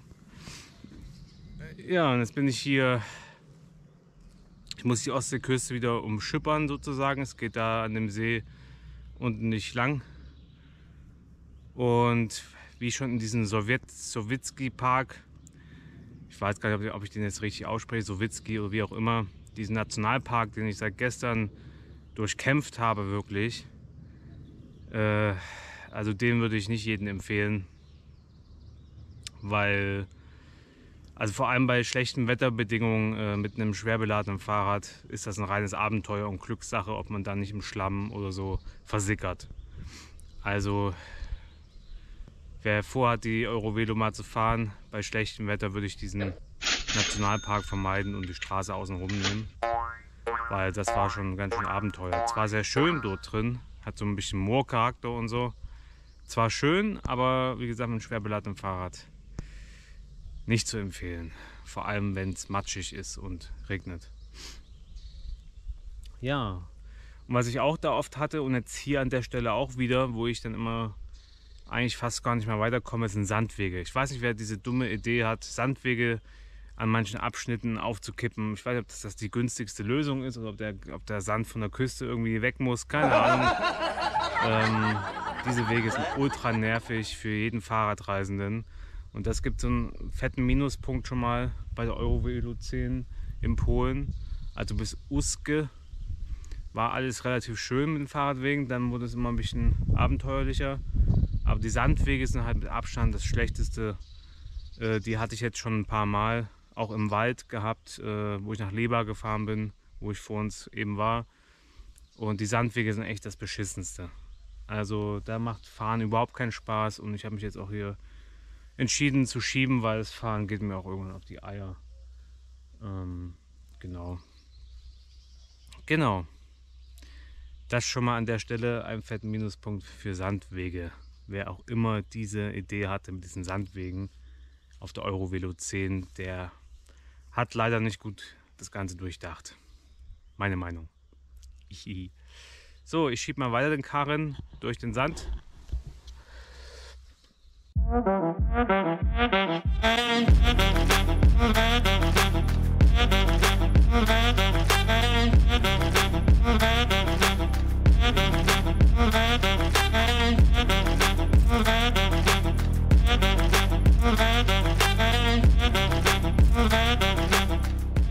Nein, Sand!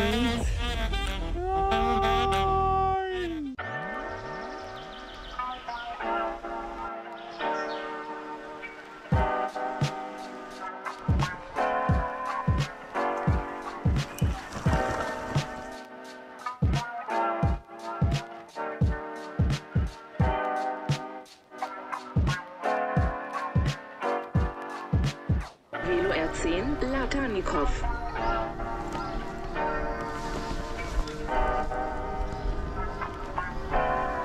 Links abbiegen auf Eurovelo R10, Latanikov, dann nach rechts abbiegen, um auf Eurovelo R10 zu bleiben.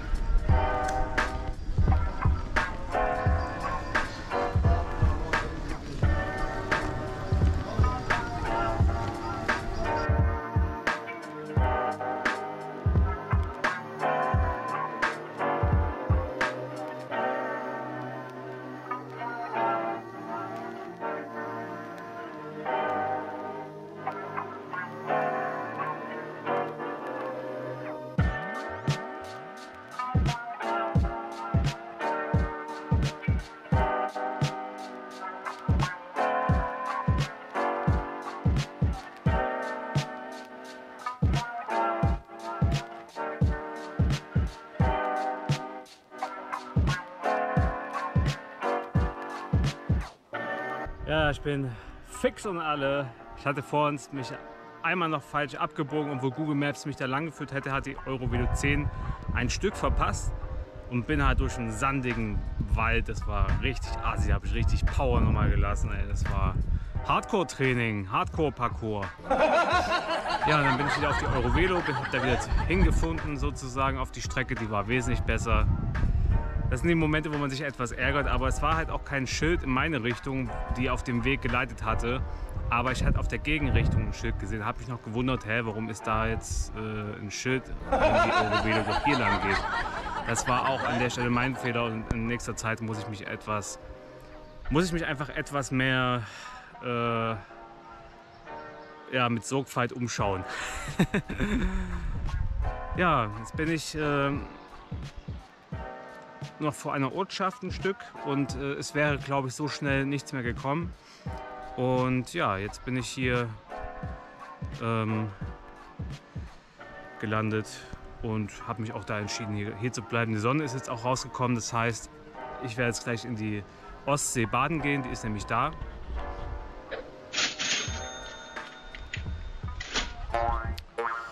Die ist nämlich da und hier werde ich dann mein Zelt aufbauen in dem Bereich. Und ich glaube, hier ist absolut ruhig nachts. Also hier kommt keine Sau vorbei, ist Traum. Stille, Meeresrauschen. Hier bin ich Mensch, hier darf ich sein. Ich preise euch Götter. Eines Tages werden wir an einer Tafel speisen.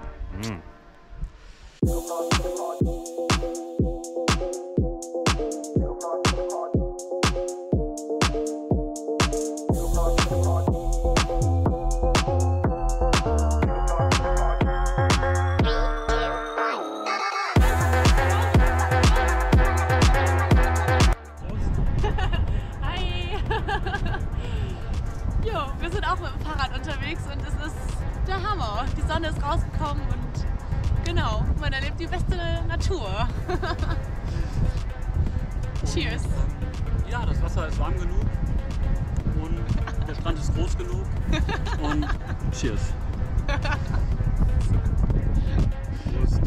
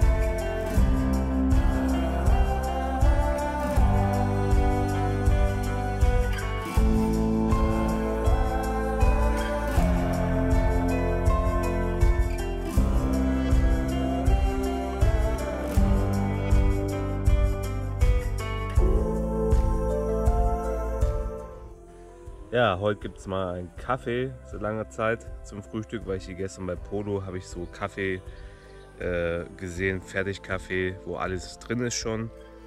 Und zurzeit esse ich immer Waffeln, diese gebackenen Waffeln und Schokolade zum Frühstück.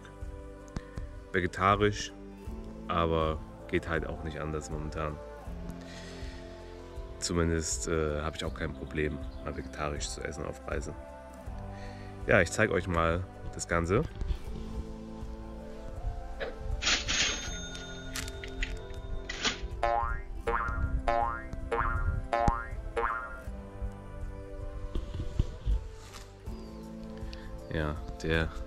Kamerastabilisator kam noch ins Spiel, deswegen hat es so ein bisschen hergewackelt. Ich habe sowas aktiviert, dass die GoPro sich immer an der Horizontlinie ausrichtet automatisch, damit man meistens bei Aufnahmen immer ein relativ gerades Bild hat und kein schräges Bild und so. Wäre jetzt auch nicht schlimm, wenn es schräg wäre, aber ich finde so geradlinige Aufnahmen irgendwie meistens schöner. Deswegen habe ich das eingeschaltet. So, ich werde mal einen Kaffee aufkochen und dann frühstücken und nachher in Ruhe alles abbauen. Aber erstmal gediegen frühstücken.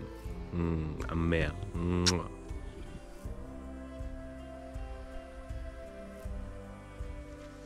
A one, a two, a bomb, die bomb, bomb, bomb, bomb. Bomb, bomb. Bomb, bomb. Bom du a skap, du Scooby Doo dap, die bum bum bum.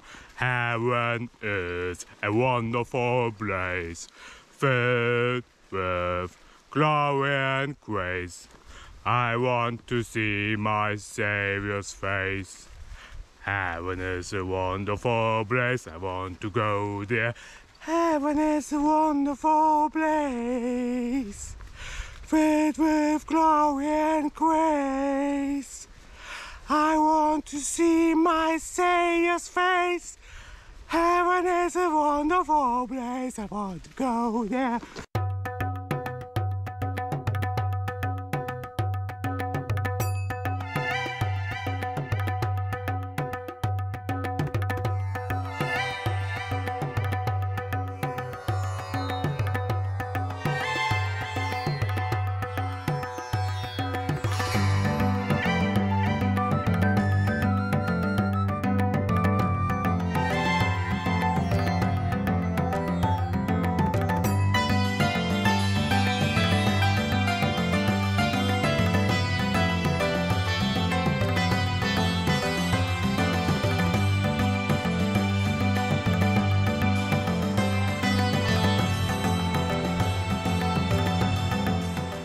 Oh, ich fahre neben dem Ozean, die Wellen brechen herein, ja, die Wellen brechen herein. Und ich lass mich von der Sonne und dem Wind verwöhnen, ja, das ist so schön. Ja, das ist so schön. Und ich lass mich von der Sonne und dem Wind verwöhnen, ja, das ist super schön. Und ich fahre neben dem Ozean, die Wellen brechen herein, ja, die Wellen brechen herein. Und das ist so schön.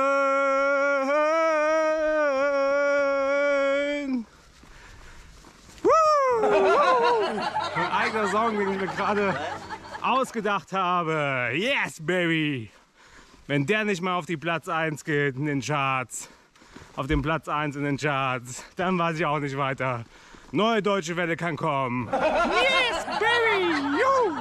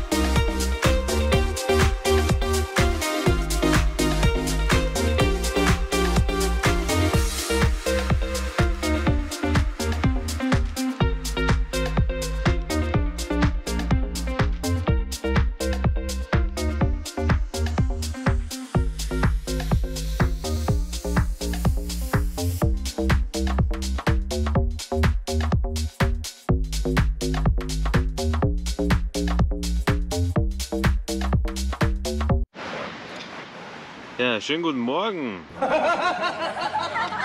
Auf meiner neuen SD-Karte. Gestern habe ich die erste SD-Karte ausgetauscht. Ich habe jetzt schon 128 GB gefilmt.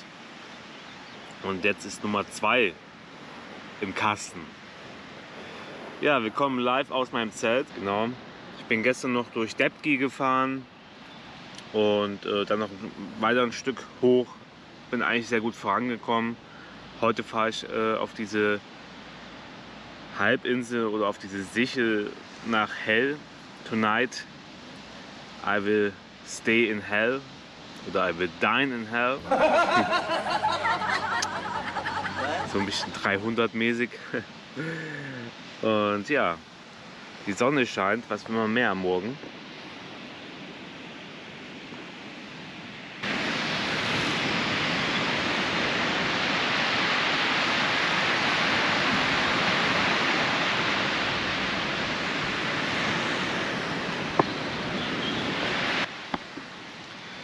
Ja, ich bin am Strandabschnitt 37 und hier habe ich ein schönes Plättchen gefunden. Das zeige ich euch dann noch von draußen, wenn ich draußen bin. Mache ich nochmal eine Aufnahme von draußen. Ja, und hier ist wieder schön das Meer und habe sehr gut geschlafen wieder. Einzig und allein ein Problem, mit dem ich mich nochmal beschäftigen muss, ist, dass meine Isomatte von Faude Luft verliert. Und ja, ich befürchte halt, dass irgendwo ein Leck ist. Und ich kann mir eigentlich nur erklären, dass das Leck an den Anschlüssen ist, weil irgendwie kann ich mir nicht erklären, dass es woanders ist. Und ja, keine Ahnung, da weiß ich jetzt auch nicht, was ich tun soll. Ob ich das irgendwie beheben kann, weil ich habe hier nicht die Möglichkeit, momentan das in der Wanne irgendwie die Matratze in Wasser runter zu tauchen, um zu sehen, ob da irgendwo was blubbert. Deswegen werde ich mal mit Faude wahrscheinlich heute Telefonkontakt suchen. Und die kennen ja vielleicht ihre Produkte. Und vielleicht kennen sie die Schwachstelle oder wissen da, was zu tun ist oder wie auch immer. Ich habe noch eine zweite Isomatte mit, die kann ich auch immer problemlos drunter legen. Es ist jetzt auch nicht kritisch, also die hat schon noch Luft. Ne? Aber es ist halt, man kann auch noch drauf schlafen, aber es ist halt schade, dass dieser etwas Luft verloren geht und man ein bisschen durchliegt, sag ich mal. Aber es ist bei der Isomatte wirklich nicht schlimm, es würde auch gehen. Aber wenn das Problem sich nicht beheben lässt, dann habe ich noch eine zweite Isomatte mit und die würde ich dann wahrscheinlich in Zukunft einfach noch drunter legen. Die ist dünner und kleiner, aber die polstert auch gut ab. Ja. Ja, ich habe ja vor uns gerade den Traktor gefilmt, der macht gerade Strandwartung.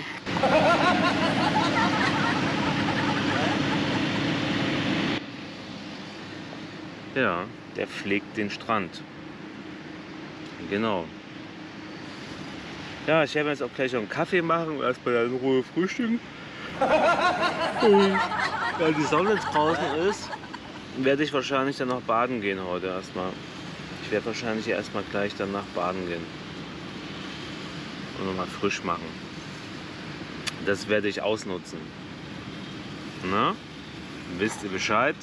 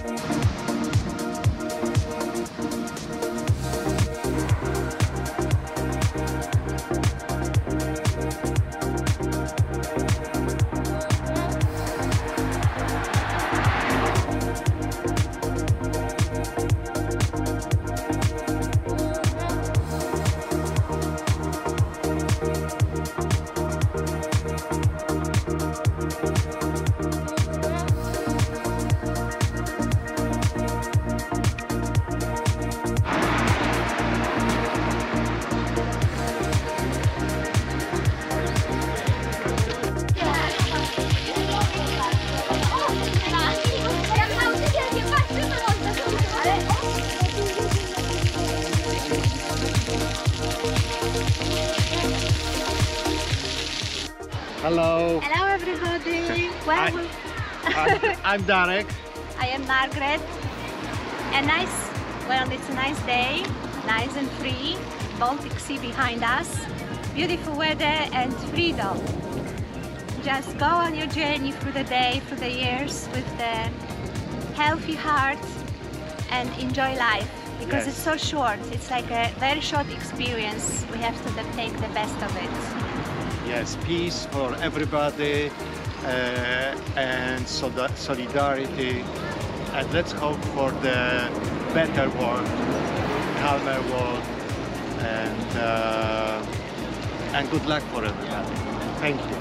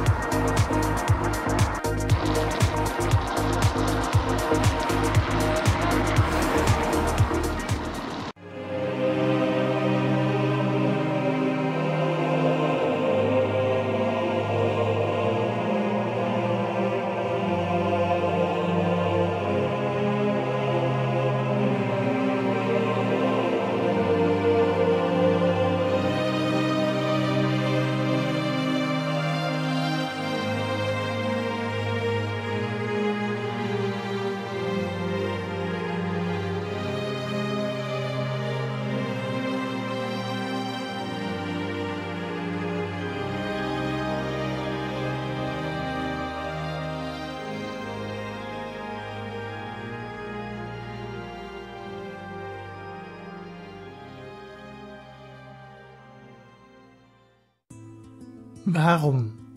Warum gibt es Hunger und Not? Menschen brauchen doch ihr tägliches Brot. Warum gibt es Kriege und Leid?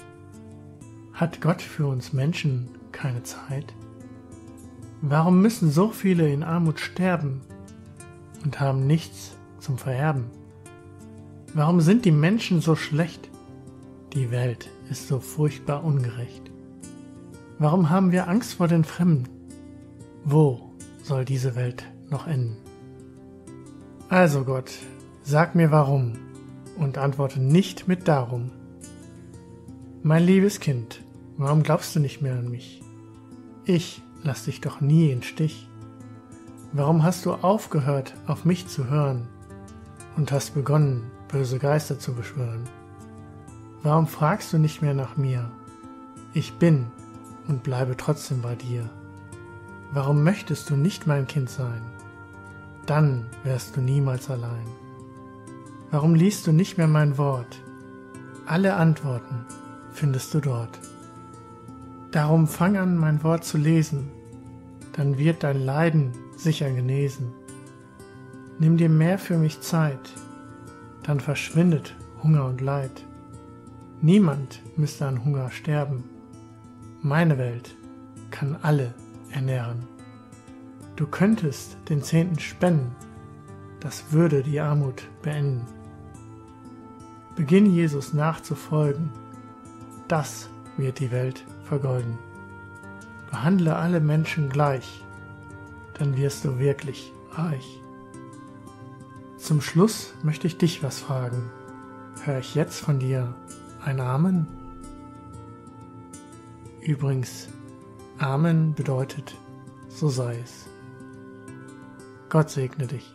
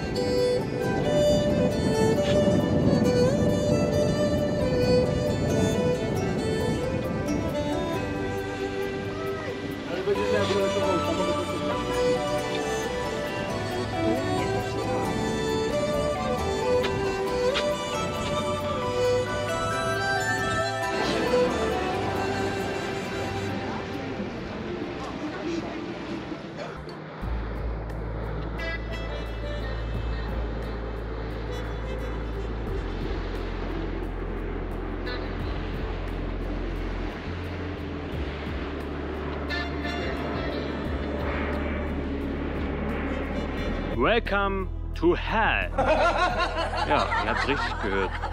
Ich bin jetzt in Hell angekommen heute. Wir haben es ungefähr 16 Uhr gehabt bei der Ankunft, glaube ich, ungefähr. Dann kam schöner Hagel mal zwischendurch. Und naja, deswegen habe ich mir nicht so viel Zeit in der Stadt gelassen, um mir das alles anzugucken. Bin da einmal an interessanten Stellen lang gefahren, habe etwas gefilmt und war dann eher damit beschäftigt, etwas zu finden, wo ich schlafen kann. Und bin dann ein bisschen durch den Wald gefahren und dann kam hier sozusagen ein Strandzugang. Natürlich mit viel Sand, aber musste ich jetzt durch mit dem Sand, scheißegal.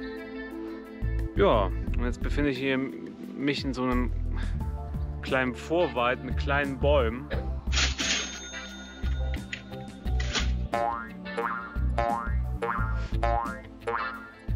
Und da hinten ist der Ozean, die Ostsee. Ich Ich muss quasi nur über eine Düne und dann ist schon der Strand da und dann kann ich baden gehen. Und das werde ich wahrscheinlich heute nämlich auch machen, weil laut Wetterbericht die Sonne jetzt die ganze Zeit scheinen soll, nachdem heute eigentlich der ganze Tag bewölkt größtenteils war. Genau. Das Zelt habe ich schon mal, wie gesagt, erstmal aufgebaut. Und mein Sack hinten wurde innen drin ein bisschen feucht. Wie gesagt, so 100%ig wasserdicht ist der auch nicht mehr, weil das Material wahrscheinlich schon ein bisschen beansprucht ist. Aber das ist nicht schlimm. Alles mal ausräumen, kurz raushängen und schnell getrocknet. Ja, Zelt aufbauen ist halt immer erstmal das Wichtigste. Ne? Das muss erstmal aufgebaut werden, alles andere ist erstmal unwichtig. Und sobald das steht, ist man sozusagen schon mal auf der sicheren Seite. Ja, und was habe ich gemacht, weil die Sonne rauskommt? Natürlich auch gleich wieder meine Solarpanel.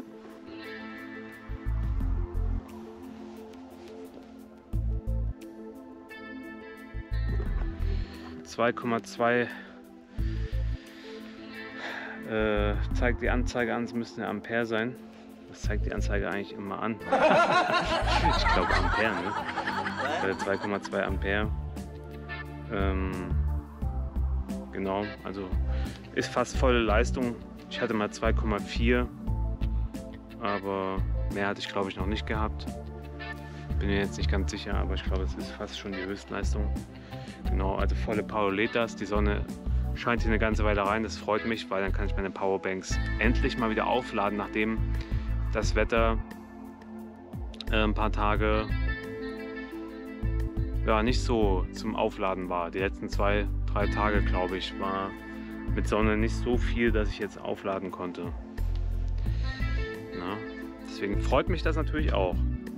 Ja, ich habe natürlich einen riesen Hunger. Ich habe heute nur gefrühstückt und ich bin heute ungefähr 55 bis 60 Kilometer gefahren. Das war schon ordentlich, aber ich muss sagen, der Abschnitt nach Hell auf diese Sichelinsel, Halbinsel, wie man auch immer dazu sagt, der ist grandios. Also wirklich, du hast da 1A Fahrradweg, die Hälfte ungefähr gepflastert. Danach kommen schöne Sandfahrradwege, aber schöne Sandfahrradwege, die wirklich fest gemacht sind. Also kann man super drauf fahren.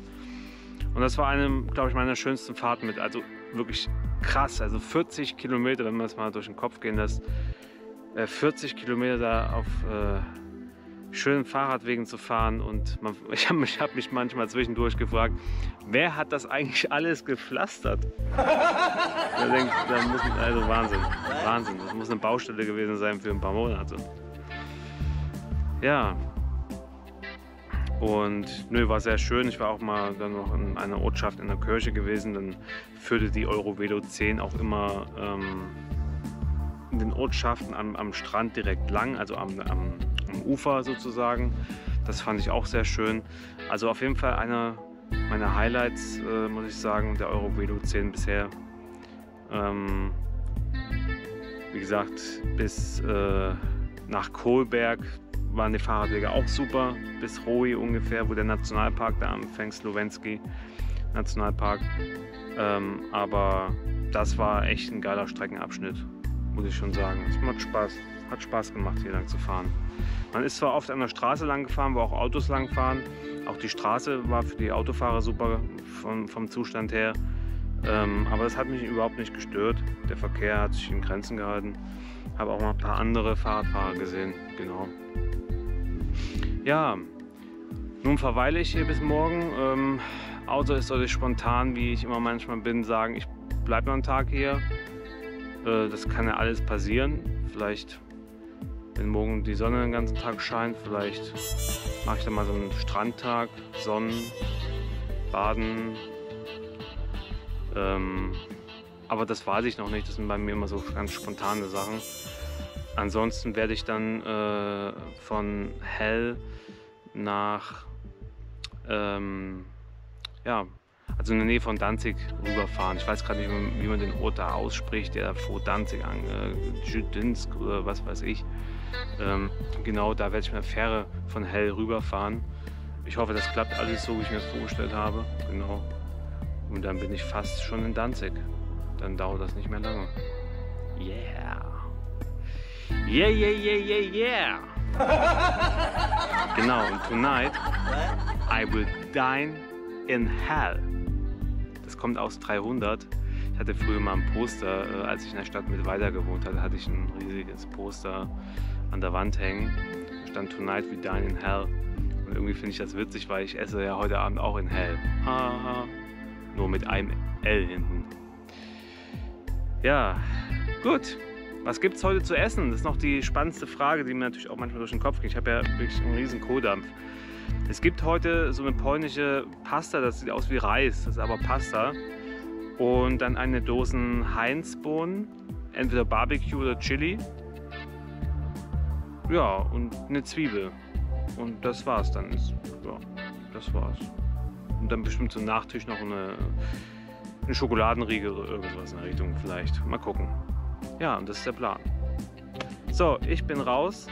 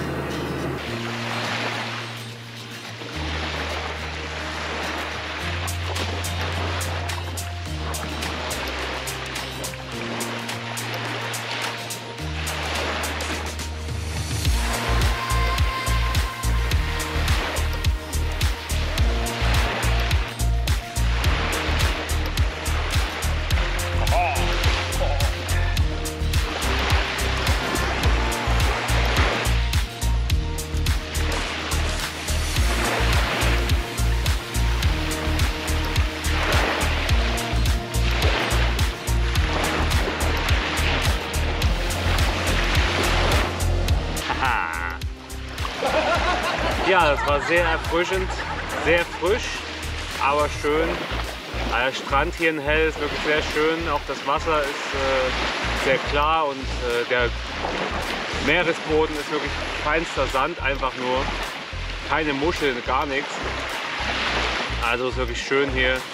Ich kann Hell nur empfehlen, kann man auch super mit Danzig verknüpfen, weil hier fährt auch eine Fähre nach Danzig. Mit dem Auto würde ich hier im Sommer nicht drauf fahren. Das ist nicht zu empfehlen. Wie gesagt, mit dem Zug oder mit der Fähre kann man nach Hell kann man super mit Danzig verknüpfen. Hier gibt es auch sehr viele Sehenswürdigkeiten auf den Zweiten Weltkrieg, die mich jetzt persönlich nicht so interessieren, muss ich ehrlich sagen. Ich bin irgendwie gesättigt mit dem Thema Krieg, Waffen und was auch immer. Interessiert mich alles nicht. Ich gucke zwar mal gerne hin, so von Weitem, aber ich kenne das schon alles. Ich kenne es ja schon alles. Ja, ich werde mich jetzt noch ein bisschen in die Sonne hauen und trocknen und Vitamin D tanken. Yes, yes baby. Tonight, nee, today, I stay in Hell. Ja, ich bleibe heute wahrscheinlich in Hell. Ich habe zwar überlegt, 15:20 Uhr die Fähre zu nehmen. Mir sind auch tatsächlich 4 Speichen gebrochen. Habe ich heute bemerkt. Es gibt auf jeden Fall dann bei der Fähre Fahrradläden. Das heißt, da kann ich dann auf jeden Fall die Reparatur anstreben. Aber ich werde wahrscheinlich erst morgen 10:20 Uhr mit der Fähre rüberfahren und dann zum Fahrradladen machen. Genau, die haben dann zwar bloß bis 15 Uhr offen, aber ich denke mal, das wird schon klappen.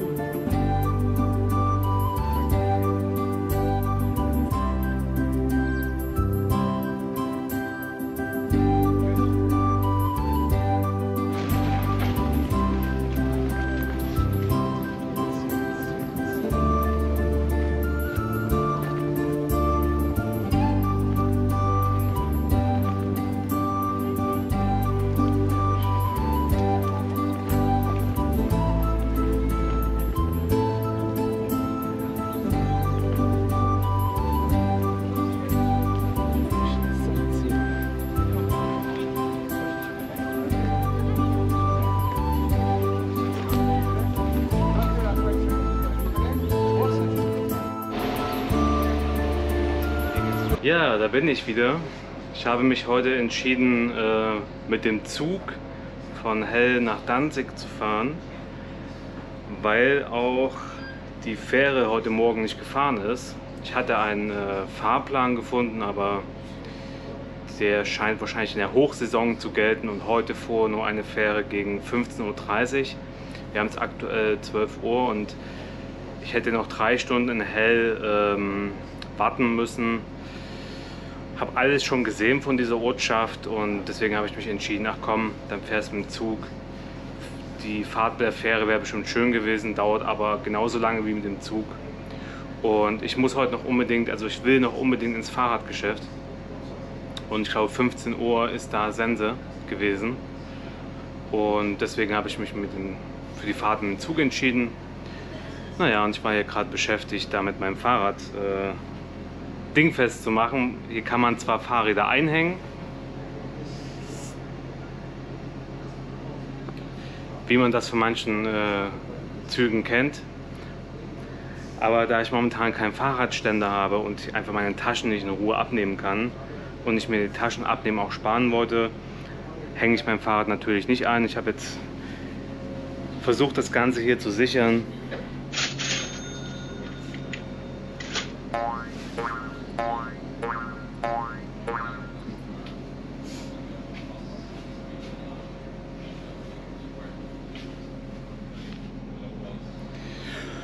Ja, und so hält die Lösung jetzt. Und es kann nach Danzig gehen. Ja, mal schauen, was ich in 2 Stunden mache. Ach ja, die Melone habe ich euch noch gezeigt. Die habe ich da schön drauf gespannt. Die werde ich noch irgendwann verspeisen, aber wahrscheinlich nicht im Zug, weil es gibt ja immer so eine kleine Sauerei. Genau. Und ja, werde jetzt 2 Stunden chillen und wahrscheinlich auf der Switch ein bisschen zocken oder so. Mal gucken. Musik hören oder einen Film gucken. Genau. Die Fahrt kann losgehen. Auf geht's.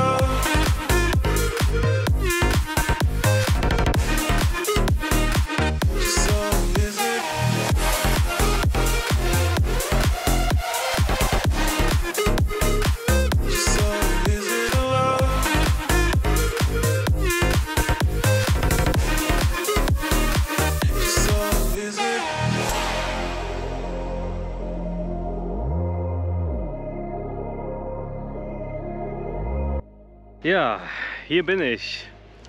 Und es ist alles so ein bisschen anders gekommen, weil ich immer das Glück habe, dass die Sachen bei mir immer kaputt gehen, wenn Wochenende ist. Das war beim Fahrradständer so, den ich immer noch übrigens noch nicht repariert habe. Jetzt bin ich in Danzig und hoffe hier irgendeinen Fahrradladen zu finden, der so einen Fahrradständer hat, weil der eine Typ hat mir vor uns aus der Fahrradwerkstatt gesagt, in diesem Vorort von Danzig, dass es ein Bergamont Fahrradständer ist, was Spezielles sozusagen. Ich hoffe nicht, dass es was Spezielles ist. Ich hoffe, dass ich hier einen bekommen werde. Ja, und am Montag, also wir haben heute Samstag und purer schöner Sonnenschein. Und am Montag, ich bin jetzt übrigens auf dem Campingplatz, ich weiß, ich rede hier gerade etwas durcheinander. Erstmal sortieren. Ich bin auf dem Campingplatz, wie ihr sehen könnt. Das ist ein Campingplatz, der eigentlich mit der Stadt naheste Campingplatz ist. Also man hat es nicht mehr weit in die Innenstadt, deswegen habe ich den genommen. Ich habe jetzt 30 € bezahlt von Samstag bis Dienstag. Finde ich 30 €, was sind 30 €, ne? Um halt in der Großstadt mal zu übernachten. Also ein super Preis, finde ich. Kann ich mich jetzt gar nicht beschweren. Und ja, ich habe hier schon mein Zelt aufgebaut und mein Solarpanel aktiviert.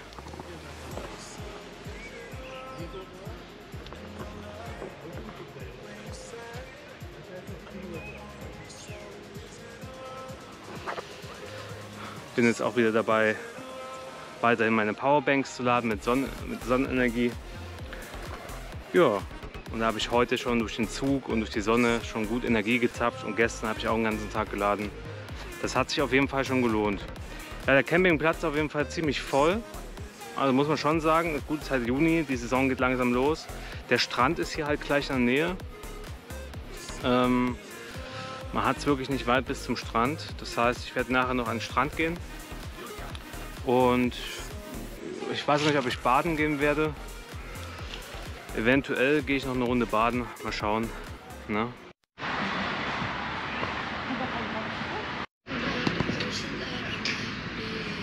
Ja, was gibt es heute zu essen? Ich habe, wie ihr gesehen habt, heute Nudeln gekocht und war vor uns noch in einem Sapka einkaufen, was übersetzt Fröschlein heißt, glaube ich, oder Frosch. Das sind so Läden, die es in Polen überall gibt. Und die haben eigentlich auch ein gutes Sortiment irgendwie gefühlt, obwohl der Laden recht klein ist. Und da habe ich noch eine Räuchertofu noch geholt, Oliven hatte ich noch, ja, viele Kräuter und Gewürzbrühe und so. Voll gut. Ich freue mich schon, wenn das Essen durchgezogen ist und dann werde ich das genießen und essen. Yum, yum, yum, yum, yum, yum.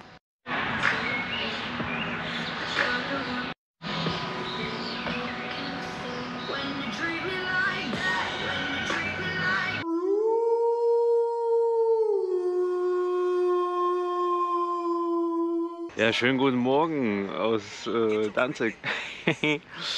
Ja, ich habe sehr gut geschlafen, obwohl man halt so ein paar Stadtgeräusche hatte und so und verschiedenste Geräusche. Aber da man weiß, dass man hier sehr sicher ist auf diesem Platz, schläft man trotzdem sehr gut. Ja, und ich habe jetzt meine Wäscheleine gespannt mit Paracord. Ich zeige es euch mal.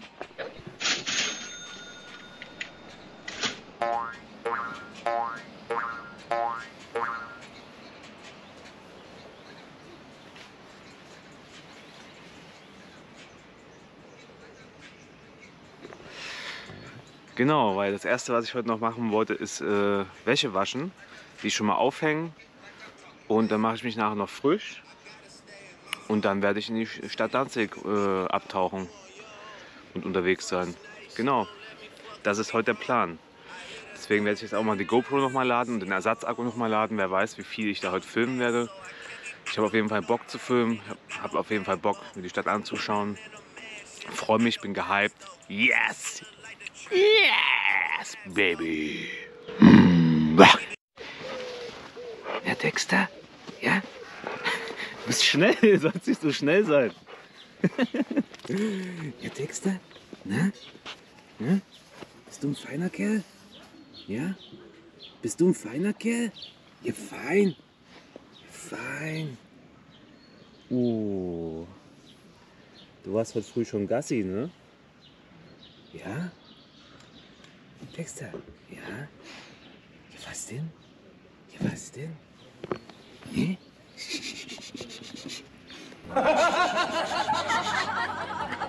Fein. Ja, fein. Fein.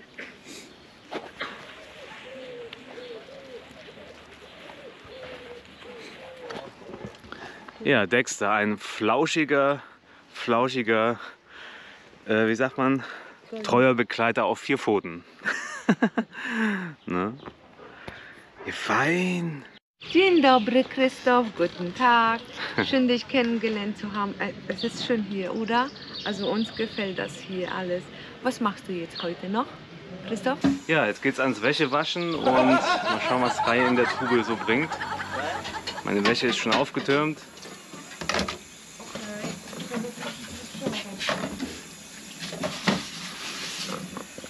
Mal sehen, was das Produkt so verspricht, ob die Wäsche sauber wird und nicht ausfärbt.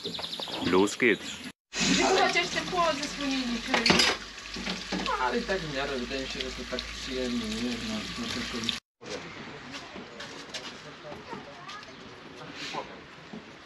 Ja, hat sich gut angefühlt, ging gut, riecht gut, Reihe in der Tube.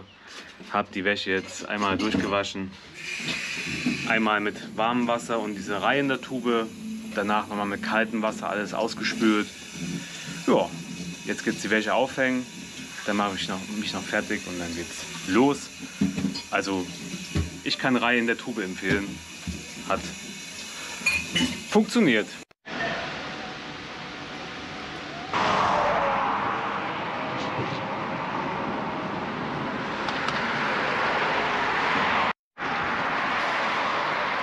Ja, ich bin jetzt zusammen mit Daniel, den ich im Camp kennengelernt habe, nach Danzig zum Hauptbahnhof hier mit der Straßenbahn gefahren.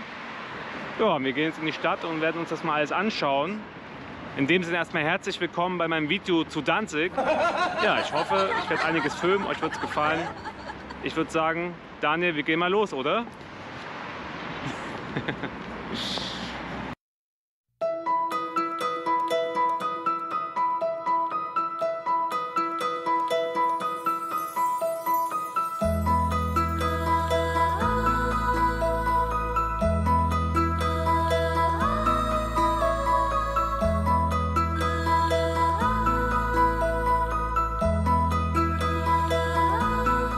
Sagenumwobenes Danzig, hier bin ich. Schon lang wollte ich dich sehen, deine Faszination verstehen. Von Stein zu Stein fühle ich dich. Oh weh mir, ich liebe alte Gemäuer, deren Charakter sagen und ungeheuer.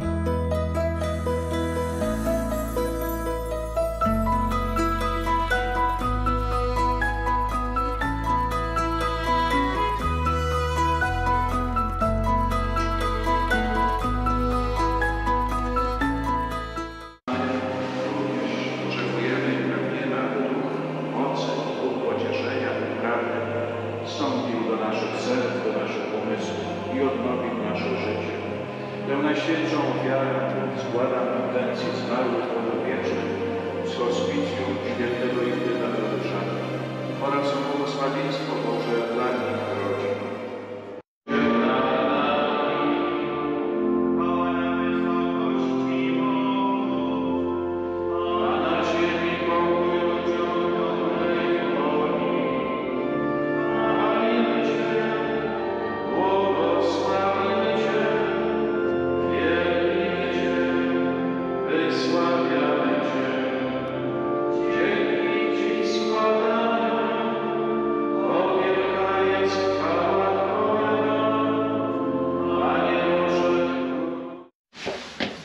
Ja, wir sind unterwegs auf dem Aussichtspunkt von so einer Kirche, dessen Namen ich natürlich jetzt gerade wieder nicht weiß. Und ja, mal gucken, was uns da oben erwartet, wie die Aussicht da oben ist.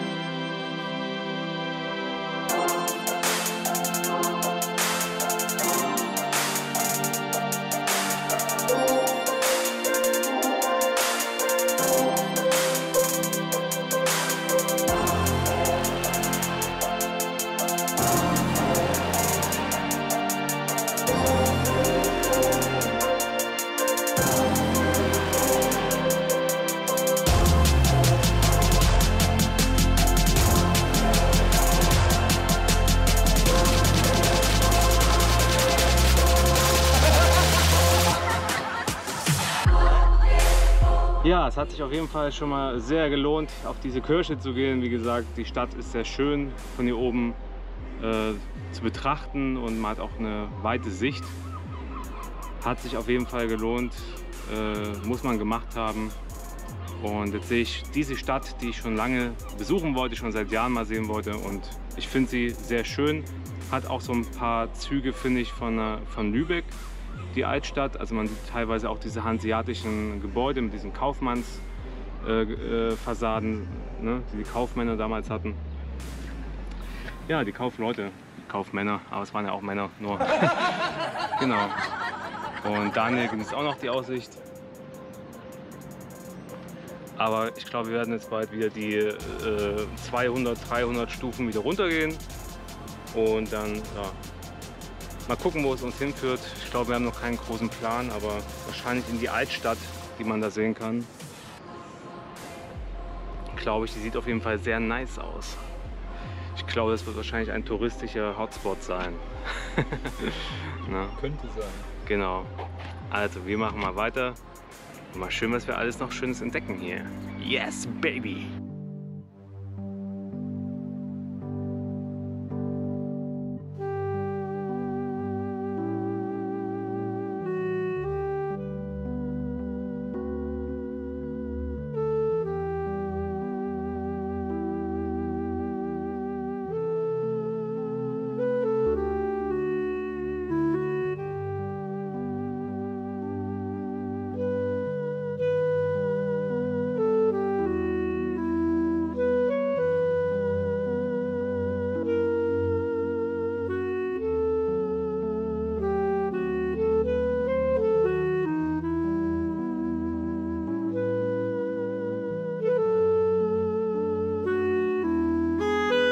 Ich fühle die Heiligkeit, vergessen des Menschen Leid, just für einen klitzekleinen Moment die Zeit nicht mehr davonrennt. Erschaffet von tausenden Händen, um Gottes Botschaft zu senden. Alle könnten friedlich leben, ohne Durst nach Macht und Gier, nach Freiheit im Geiste streben, bekämpfen das finstere Tier.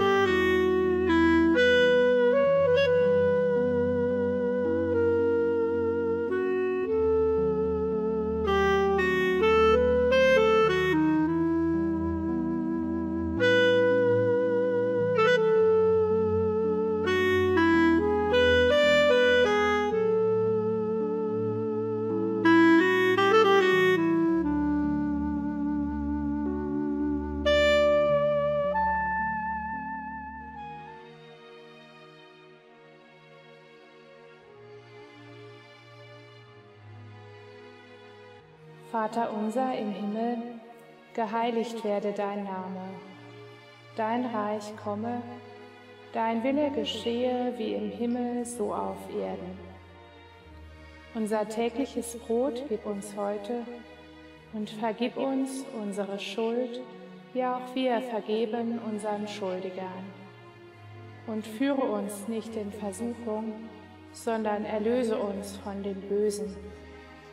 Denn dein ist das Reich und die Kraft und die Herrlichkeit in Ewigkeit.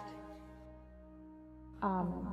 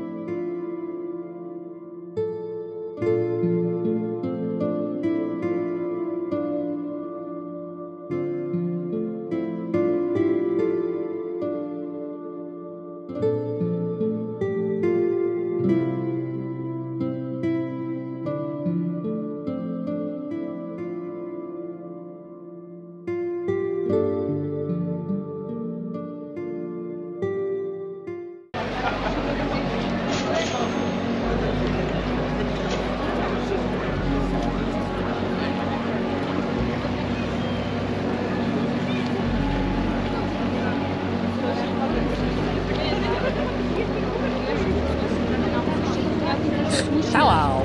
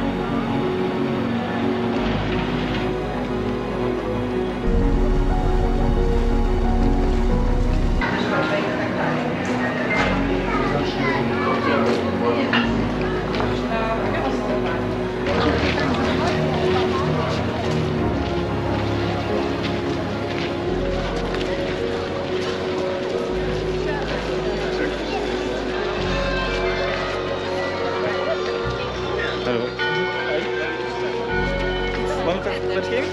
No. Zeker.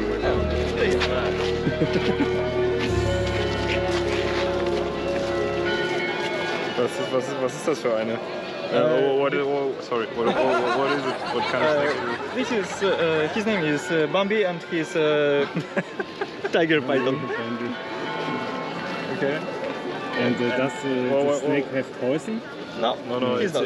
No teeth anymore? No, they he are- has teeth, but he don't bite, so.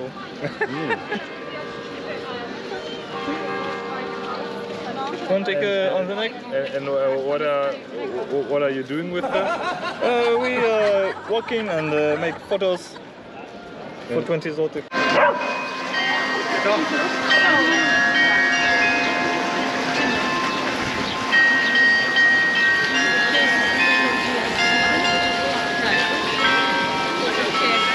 Karabin skautowy piechoty, czyli niegwintowany, działający dzięki krzemieniowi w krzesiwie, jednostrzałowy, pałasz piechoty, broń. Ja, ich war mit Daniel zusammen in Danzig heute gewesen, ein paar Stunden, und wir wollten einfach mal uns dazu äußern, wie uns Danzig gefallen hat.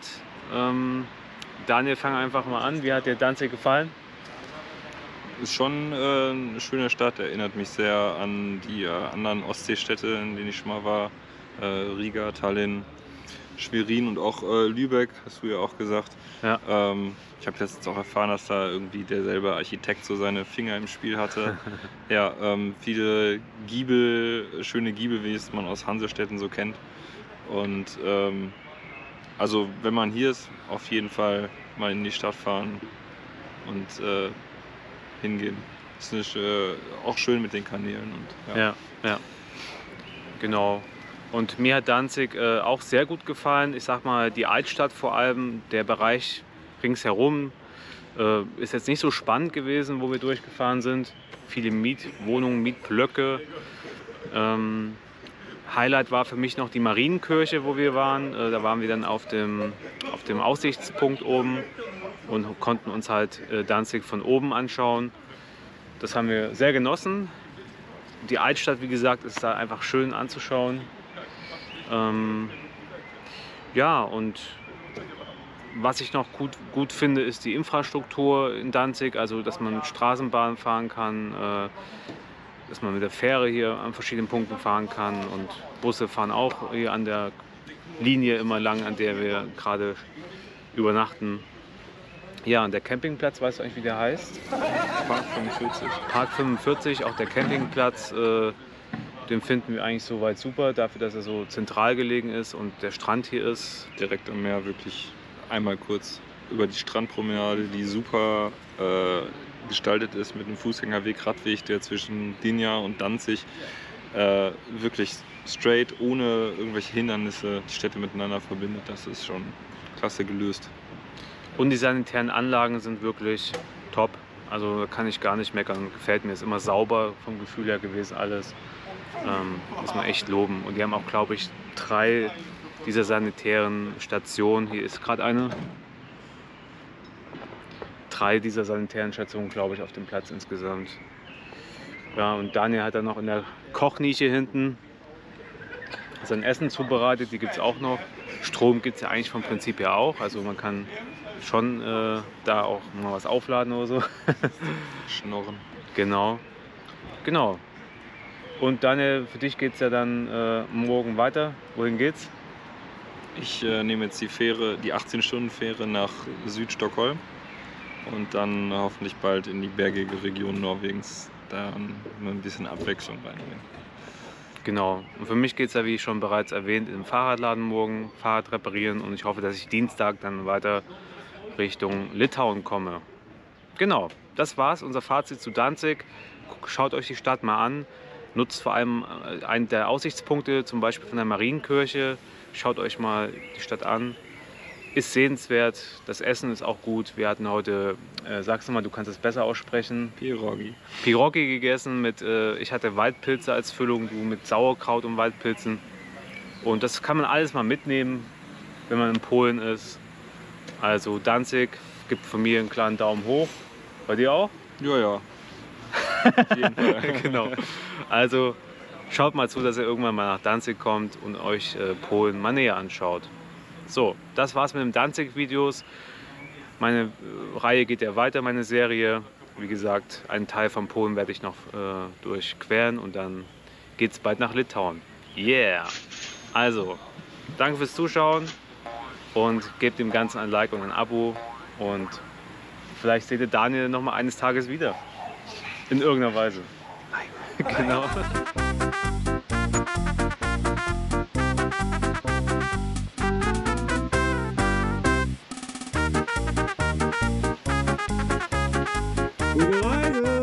Ja, Daniel ist heute weitergefahren, der nimmt die Fähre und fährt dann nach Stockholm.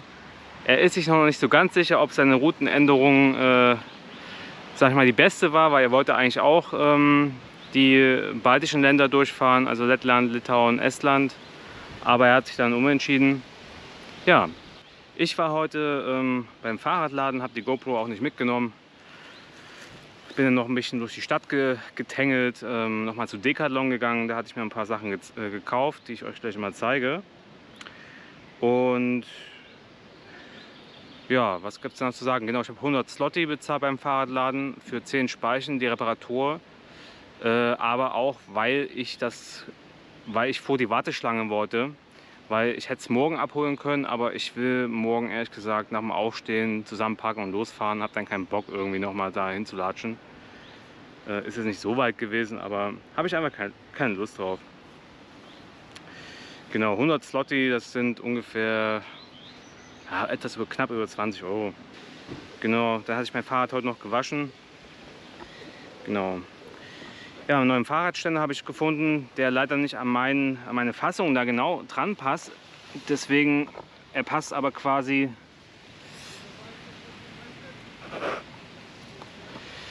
Er passt aber quasi an die Stange dran. Macht leider jetzt nicht den stabilsten Eindruck. Also das Material, sage ich mal, ist jetzt hier nicht der Burner, so vom Empfinden her. Aber ich werde den Sack dann wahrscheinlich immer abnehmen und dann das Fahrrad erst abstellen, wenn ich diesen Ständer benutzen sollte. Und wenn er brechen sollte, ja, dann ist es halt so. Dann habe ich es wenigstens probiert und gut ist. Bei Decathlon gab es einfach keine richtigen robusten Fahrradständer. Genau, was habe ich noch geholt? Ich habe noch eine weitere Möglichkeit genutzt, um quasi noch eine dritte Flasche an meinem Fahrrad anzubringen. Das kann ich euch mal kurz zeigen.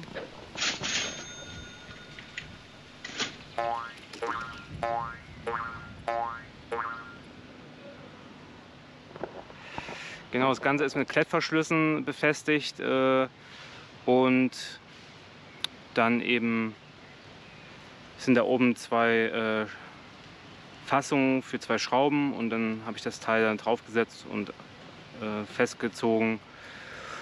Genau, und da kommt dann wahrscheinlich eine 0,5 Liter Flasche oder eine 1 Liter Flasche höchstens dran, weil, keine Ahnung, die anderen Fassungen, die ich habe, die anderen Flaschenhalterungen sind etwas robuster. Ja, das sind die Neuerungen, die ich heute habe. Und dann hatte ich mir noch etwas geholt, woran ich mal gedacht hatte. Ein Fernglas, aber kein großes, sondern nur für ein Auge.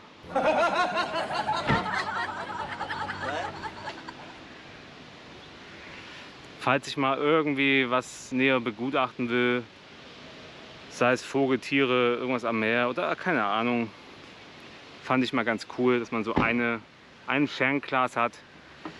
Der Zoom ist okay, es gibt natürlich krassere, aber für mich reicht das aus.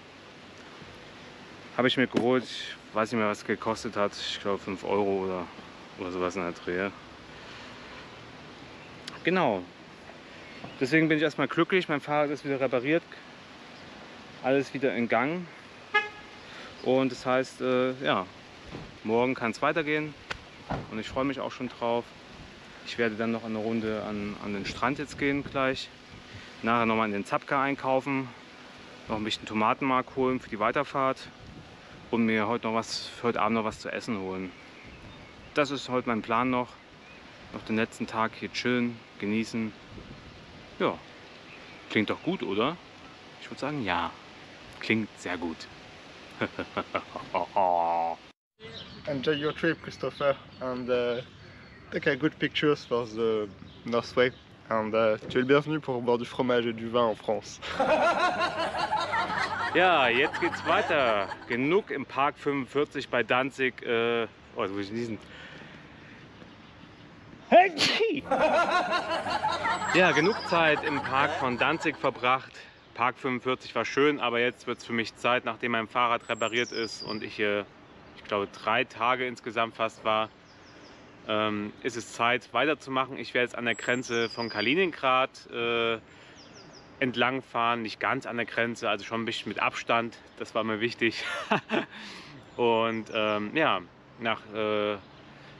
an die Grenze dann fahren, an die polnische-litauische Grenze, um dann nach Litauen zu kommen. Mal schauen, wie weit ich heute komme, aber ich glaube nicht, dass ich heute schon da in Litauen ankommen werde. Vielleicht morgen, übermorgen. Das ist eher realistisch. Ja, das Bike ist auch schon fit, gepackt.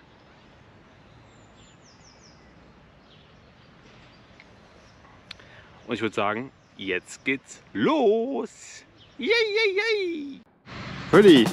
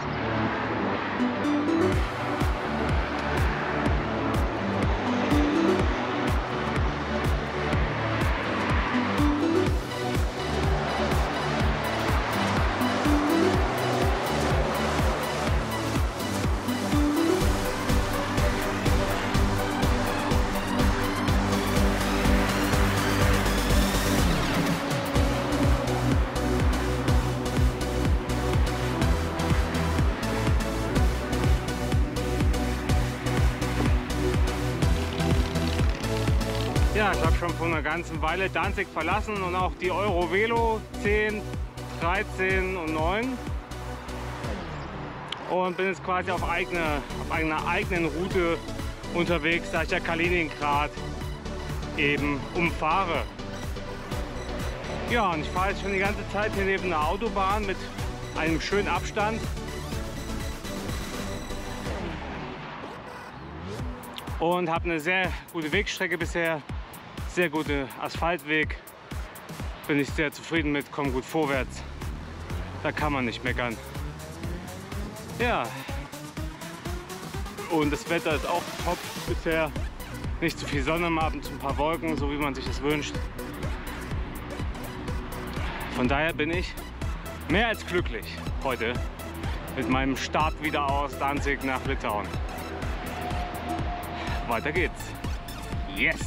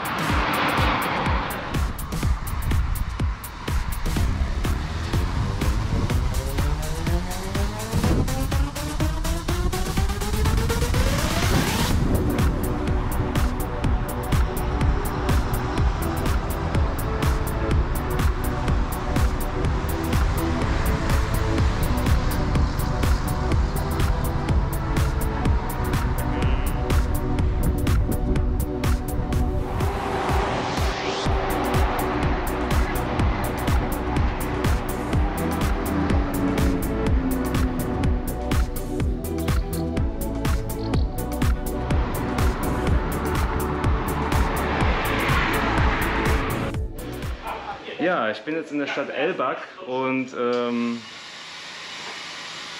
hatte zwei Probleme. Zum einen ist mir gestern noch mal eine Speiche gebrochen. Die wird jetzt oben in der Fahrradwerkstatt repariert. Und jetzt bin ich hier in einer Werkstatt, in einer Autowerkstatt, glaube ich. Und bin hier mal mit meiner Isomatte hingegangen, weil meine Isomatte verliert immer Luft. Und ja, irgendwo schien ein Loch zu sein und ich hatte einfach nicht die Möglichkeiten jetzt... Gut, ich hätte es mit der Seife auch machen können letztendlich, aber die haben das halt mit der Seife gemacht und da am Ventil ist so ein kleines Loch, da blubbert es raus. Und das wurde jetzt behandelt. Ja, und das ging relativ zügig und ja, bin da sehr glücklich mit. Ich zeige mal kurz die Werkstatt. Maybe you want to say something? Yeah, it's very friendly here and I'm happy that my... warum spreche ich jetzt eigentlich Englisch? Ich bin glücklich, dass meine Isomatte jetzt repariert wurde und hoffentlich keine Luft mehr entweicht. Hallo?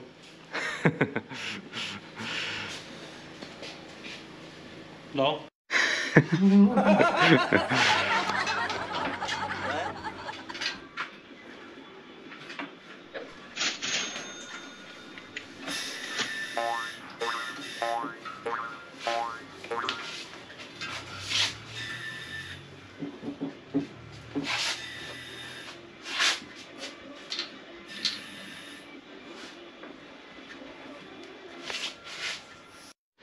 Ja, und in dieser Werkstatt wird mein Fahrrad repariert. Wie gesagt, die eine Speiche wird hier repariert und dann kann ich heute weiterfahren.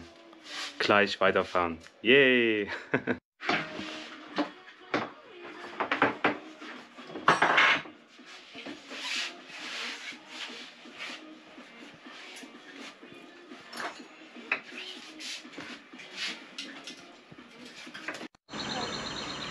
Ja, ich bin noch in der Stadt Elblak, in der ich gestern ja angekommen bin.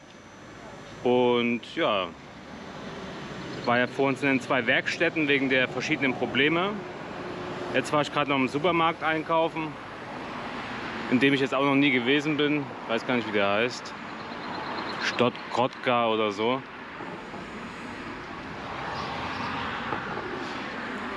Genau, habe mich gestärkt und werde jetzt weiter zur polnisch-litauischen Grenze fahren. Genau, ich bin gestärkt, gerade eine Banane, Brot gegessen, eine Müllermilch, auch wenn es vegetarisch ist, aber was anderes gab es nicht und ich hatte jetzt irgendwie Bock auf ein Art milchiges Getränk sozusagen. Aber Sojamilch oder sowas gibt es hier nicht in den Läden. Naja, ich bin gestärkt und werde jetzt weiter aufbrechen. Ich habe heute noch mal ein bisschen an meiner Wasserflaschenkonstruktion noch mal gearbeitet, optimiert und ich glaube, jetzt ist es perfekt.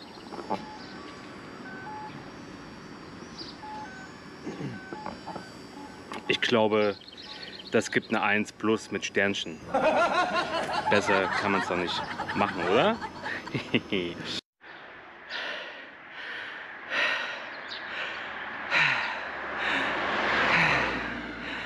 Ja, mein lieber Charlie, ich bin aus Emblak jetzt weitergefahren und gefühlt geht es schon 3-4 Kilometer nur bergauf. Das ist bisher mein längster Abschnitt gewesen, den ich bergauf gefahren bin. Boah, hat das reingepowert. Ich hoffe, es geht nicht noch weiter hoch. Aber irgendwann muss ja auch mal Schluss sein. Alter, buttert das rein. In die Oberschenkel, in die Waden. Haha. Oh, so, jetzt werde ich mal was trinken und dann weitermachen. Meine Güte, war das ein Abschnitt.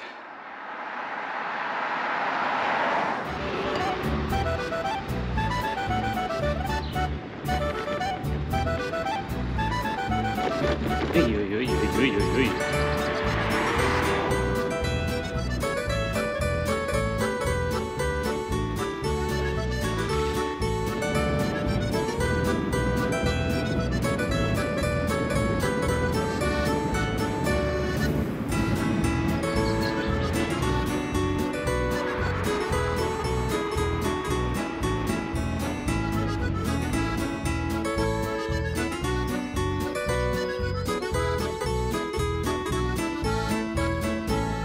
Ja, solche Anstiege sind der Endgegner.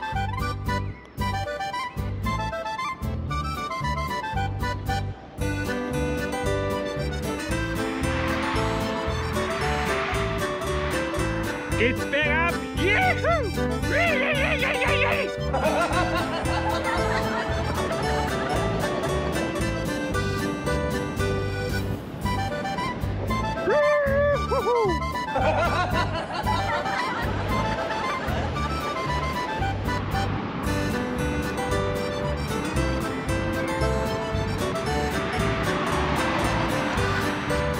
Ja, natürlich gibt es nicht nur tolle Straßen. So habe ich mir das auch irgendwie vorgestellt. So an der Grenze von Kaliningrad, von Polen, dass es da auch mal Abschnitte geben muss, die nicht mehr so geil sind. Hier ist eine schöne alte Huckelstraße.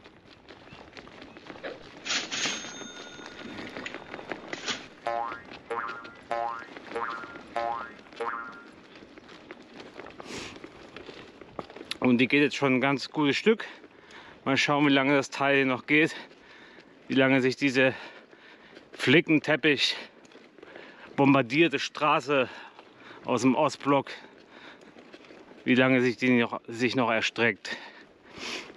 Gut, ich werde mal hier weiter versuchen, jedem Schlagloch aus dem Weg zu gehen.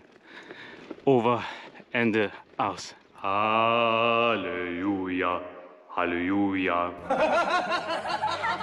Halleluja. Halleluja.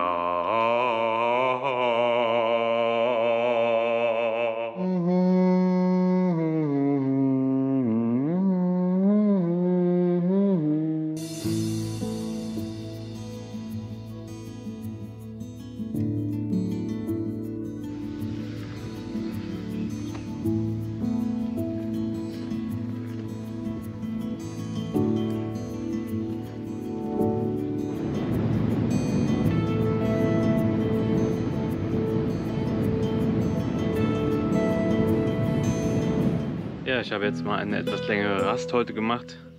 Ich habe hier gekocht Irgendwie hat mir die Ortschaft hier gefallen, also dieser Fleck Erde hier an der Stelle.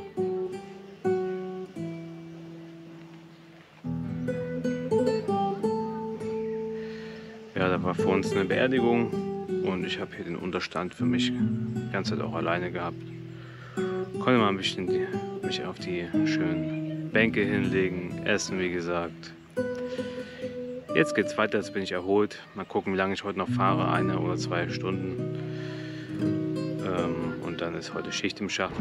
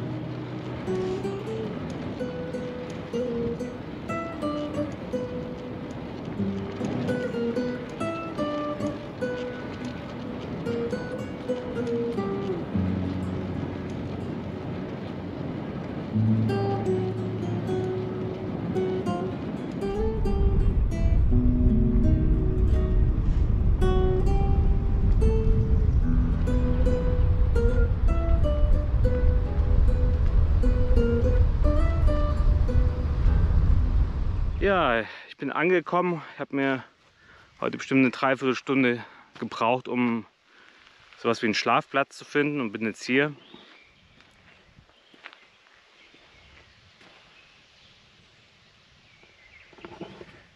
Ich denke mal, hier wird es ziemlich ruhig bleiben und wenn nicht, fahren halt mal 1, 2 Autos hier vorbei. Nicht schlimm, aber die Natur ist hier, der Wald. Ich werde jetzt erstmal gleich ein kleines Tuborg trinken. Ich bin fix und alle. Ich habe heute echt viele Höhenmeter hinter mir. Es waren halt gerade, wo ich aus diesem Elblag gestartet bin, oh, waren das Höhenmeter ohne Ende. Heute war echt wieder ein sehr anstrengender Tag. Und ja, ich werde mich jetzt auch gleich ins Zelt verkriechen und dann ist Ende Gelände. So, dann sage ich mal, reingehauen. Ja, die Haare sehen aus wie, ja, wollen wir nicht drüber reden. Es war relativ warm und schwül in der Nacht und auch schon am Morgen. Die Fliegen gehen mir hier mächtig auf den Keks an der Stelle. Die beißen auch gerne. Also wirklich Wahnsinn, wie die mich lieb haben. Ihr Fliegen, ihr nervt aber auch manchmal. Das ist eine Sache mit dem Fliegen. Wer hat diese Geschöpfe nur erfunden? Für was, bitteschön? Was tun die? Mir an der Haut rumknappern, das tun die Fliegen, ja. Ach, nee. Na gut, genug gequatscht.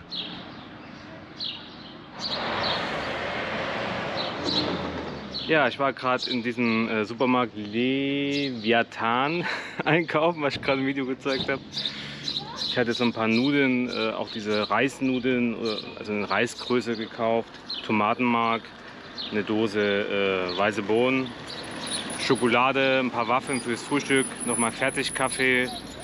Genau, das habe ich nochmal alles geholt. Und das Wasser ist auch wieder aufgefüllt.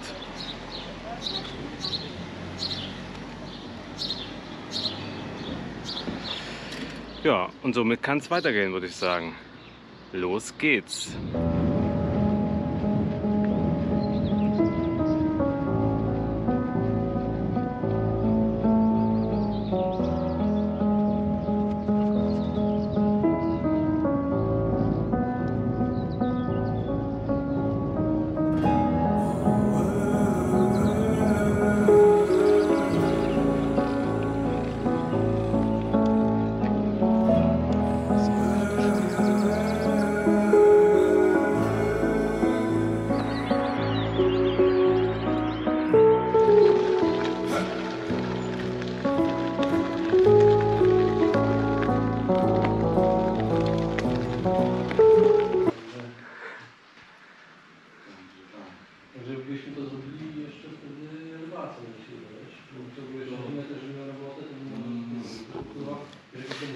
Ja, es kam ein Gewitter und sehr heftiger Regen und ich bin hier in einer Autowerkstatt geflüchtet und ja, ins Trockene sozusagen und die Kollegen haben mich hier aufgenommen, ganz herzlich. Genau. Ich hoffe, es kann gleich wieder weitergehen. Ja, und wie ihr gesehen habt im Video, bin ich dann in dieser Werkstatt gelandet. Die Leute haben mich da herzlich aufgenommen und der Chef, der war sehr gastfreundlich und hat mir zum Abschied, kann man sagen, er wollte eigentlich noch, dass ich länger bleibe, hat er mir was Hochprozentiges geschenkt. Ich kann es dir mal zeigen. Ich weiß noch nicht, ob ich das Fläschchen heute schon trinke. Ich habe keine Ahnung, was das ist. Es scheint irgendwas Polnisches zu sein. Und da war ich sehr dankbar. Ich habe mich echt gefreut über so ein Geschenk. Habe damit auch gar nicht gerechnet. Er hat für seine Angestellten Bier geholt. Und das war nicht das erste Bier anscheinend. Die sind dann wohl ziemlich locker oder hat Geburtstag oder was weiß ich. Genau. Heute waren teilweise Abschnitte dabei im Wald, wie gesagt. Einmal kurz stehen geblieben im Wald, kommen die Mücken wie krass. Also das ist kann man sich nicht wirklich vorstellen. Ne? Ein ganzer Mückenschwarm kommt sofort, sobald man stehen bleibt. Sobald man stehen kann, kommt ein Schwarm aus dem Gebüsch und du denkst dir, du bist in der Hölle. Nein, so schlimm ist es nicht, aber naja, sollen sie an mir saugen. Und jetzt bin ich in einer Stadt, die eigentlich wirklich recht schön ist. Kam für mich auch so relativ unerwartet. Keine Ahnung, ob das noch in den Masoren ist oder wie auch immer. Ich glaube, auf Wikipedia stand, die Masoren, die sind nicht wirklich richtig gekennzeichnet. Sie haben keine richtigen Grenzen. Irgendwie ist es einfach ein Gebiet, wo man sich nicht, wenn ich es richtig verstanden habe, nicht so richtig einig ist, wo da das Ende, der Anfang, wie auch immer. Ja, und jetzt bin ich in einer Stadt, die heißt Bartoszyce. Bartoszyce. Und es scheint mir auch eine Tourismusstadt zu sein. Die ist auch in relativ sehr schönen Zustand, die Stadt. Hat 2 Parks, in denen ich jetzt gewesen bin. Jetzt bin ich in den größten Park. Und ich habe mich auch entschieden, in diesem großen Park hier zu zelten, an einem Fluss.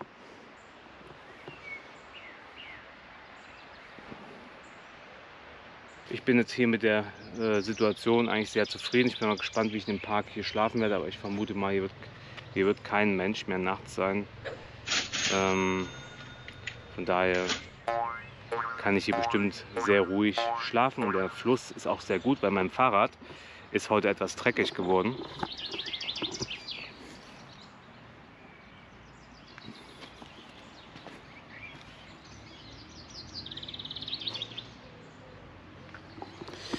Ja, und das werde ich für morgen dann mit dem Flusswasser hier sauber waschen. Deswegen bin ich eigentlich ganz froh, dass ich hier an einem Gewässer bin. Und ich habe wieder heute festgestellt, es ist sehr schön, übers Festland zu fahren und es hat auch seine Reize. Und man hat heute gemerkt, so, ne, du fährst so, hast Höhenunterschiede und die Landschaften sind mal anders. Aber mir fehlt schon so etwas die Ostseeküste, weil die Gelegenheit, einfach mal ins Meer zu springen und zu baden, sich da zu waschen, das fehlt mir so ein kleines bisschen. Aber mein Gott, ich vermute mal, so in 5, 6 Tagen werde ich an der litauischen Ostseeküste wahrscheinlich sein. Mal gucken, vielleicht auch ein bisschen länger. Und dann bin ich wieder an der Ostsee und da freue ich mich auch wieder drauf mit der Wiederbegegnung. Genau. Ja, was habe ich heute gekocht? Ich habe Sojagranulat. Ich habe jetzt eine Packung leer. 250 Gramm habe ich jetzt auf fast 4 Wochen verbraucht. Und ja, heute gibt es wieder diese polnischen Nudeln. Mit Oliven habe ich heute wieder dran gemacht. Gemüsebrühe.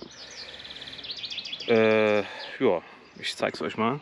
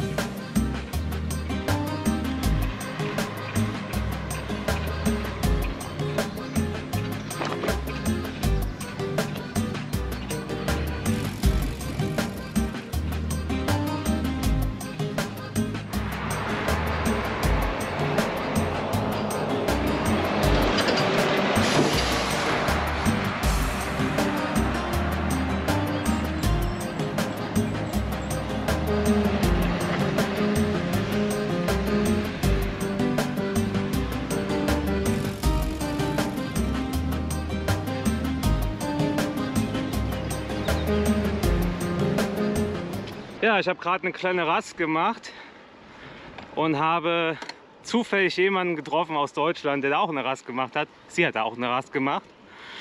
Und ja, die Henriette und ich, wir fahren wohl jetzt eine Weilchen zusammen, wie auch immer. Ich zeig's euch mal. Hallo! Ja, erzähl doch mal kurz, wo du lang gefahren bist oder ja, was dich motiviert hat, überhaupt loszufahren alleine. Boah, schwierige Frage. Ich habe schon ziemlich lange im Hinterkopf so eine Reise, aber irgendwie nie den richtigen Zeitpunkt gefunden und auch nie so die richtige Person, die auch Bock hat, irgendwie ein paar Monate Fahrrad zu fahren. Ja, das Problem kenne ich auch. Und ja, deshalb bin ich halt einfach alleine losgefahren und dachte, vielleicht finde ich ja wen. Genau, und jetzt hat sie mich, den besten deutschen Fahrradfahrer der Welt, gefunden. Ja, genau.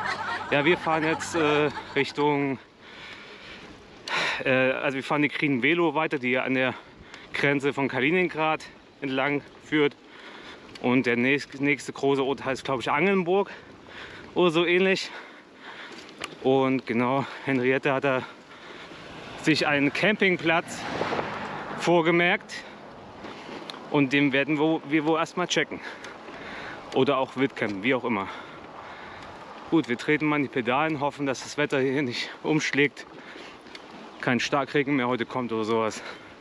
Mal schauen, was sich die Götter so überlegt haben.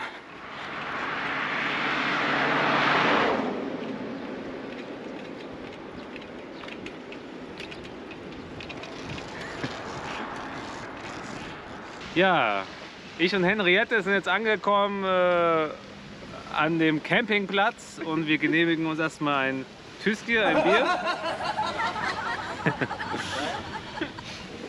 Und wir haben hier eine sehr schöne Aussicht, die wir gerade mal genießen und sozusagen erstmal Pause machen nach der Fahrt heute.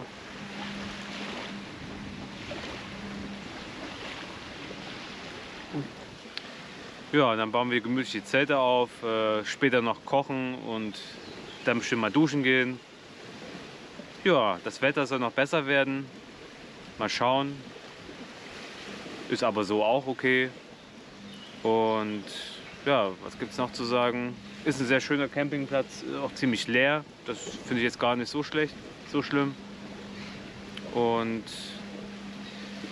ja, mal schauen, was der Abend heute noch bringt. Ob man eventuell noch ein Feuer machen kann, wenn der Wind noch etwas abnimmt und es draußen, sage ich mal, etwas ruhiger wird vielleicht noch sozusagen und freundlicher vom Wetter her. Obwohl das beim Lagerfeuer eigentlich so die große Rolle spielt. Genau. Und der See heißt, glaube ich, Mamri. Ja, irgendwas mit Mamri. Mamri heißt der und der ist sehr schön. Überschaubar ist der See auf jeden Fall, würde ich sagen. Man kann immer ans Ende schauen überall. Genau. Ja, und morgen geht es dann wahrscheinlich irgendwann weiter. Keine Ahnung wann. Ist ja auch egal. So, wir genießen unser Bier und nachher gibt es noch was Schönes zu essen und wir haben es geschafft. Ja? Yes.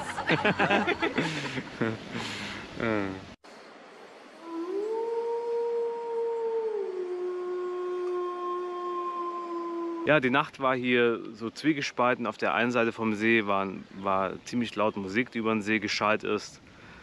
Dann haben noch die anderen, die hier waren, Musik gemacht. Ich musste gestern mal so gegen um 12 mal hingehen und sagen, macht mal euren Bass leise, sonst kann ich einfach nicht schlafen. Und dann bei diesem Campingplatz hier ist halt eine Straße, die hier durchgeht. Und naja, abends, aber wie auch frühs kamen halt schon Autos, die lang gefahren sind und die nicht wirklich das Tempo reduzieren, sondern hier relativ gut durchheizen. Und es ist natürlich für einen Ort der Entspannung suboptimal. Also hier würde ich jetzt nicht nochmal unbedingt her wollen, außer ich will Party machen. Dann wäre es mir wahrscheinlich auch scheißegal. Ja, die Sonne kommt raus, das ist schon mal sehr geil. Da freuen wir uns. Die Enten, die chillen auch wieder auf dem Holzsteg.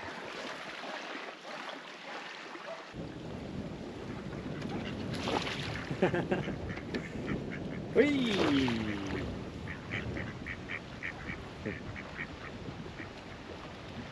Boah, ich könnte kotzen!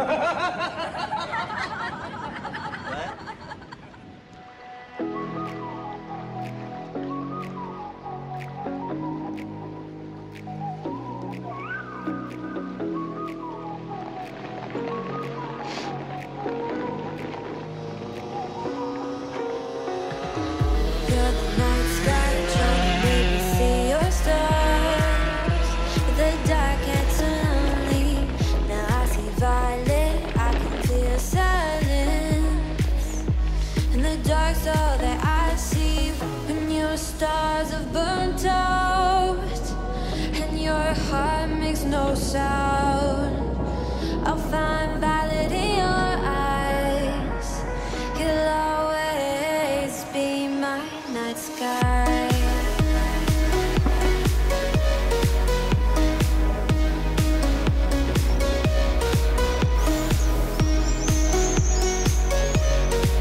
You'll always be my night sky.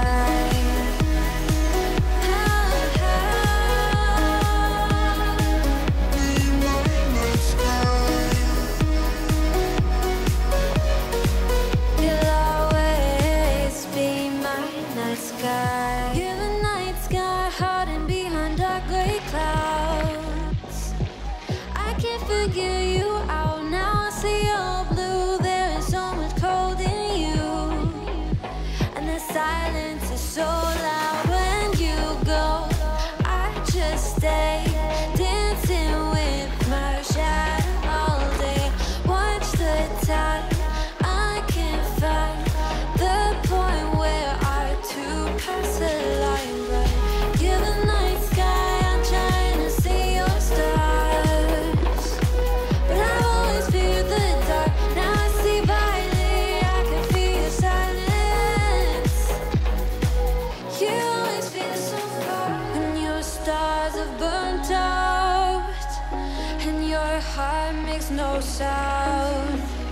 I'll find violet in your eyes. You'll always be my night sky.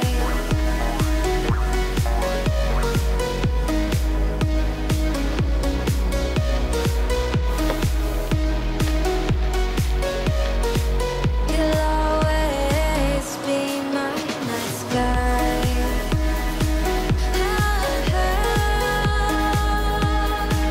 Be my night sky. You'll always be my night sky.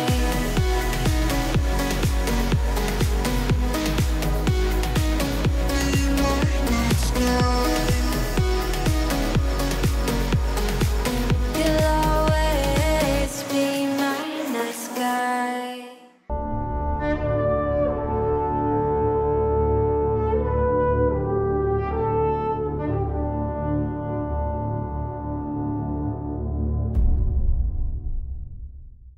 Ja, ich freue mich, dass wir uns hier versammelt haben im Haus Gottes, dem Allmächtigen. Boah, ich könnte kotzen! Ich habe gehört, du hast gepopst. Bitte verlasse die Kirche sofort. Und du hörst auf zu lachen, sonst gehst du auch raus. Okay, hätten wir es geklärt. Ordnung muss in der Kirche sein. Nun, liebe Leute, ich versuche euch daran zu erinnern, dass einmal beten am Tag nicht reicht. Versucht wirklich die 10 Mal im Namen des Herrn einzuhalten. Schon gleich nach dem Aufstehen und vor dem Schlafengehen, das sind die letzten Male. Und eine Gebetslänge von 3 Minuten, exakt 3 Minuten einzuhalten. Hätten wir es geklärt, ich freue mich, dass ihr gekommen seid. Wer mehr erwartet hat, ich muss euch enttäuschen, ich habe keinen Bock mehr. Denn mir geht das Ganze auch manchmal ja auf den Sack. Und deswegen habt einen schönen Tag noch. Ich habe keinen Bock mehr. Ciao.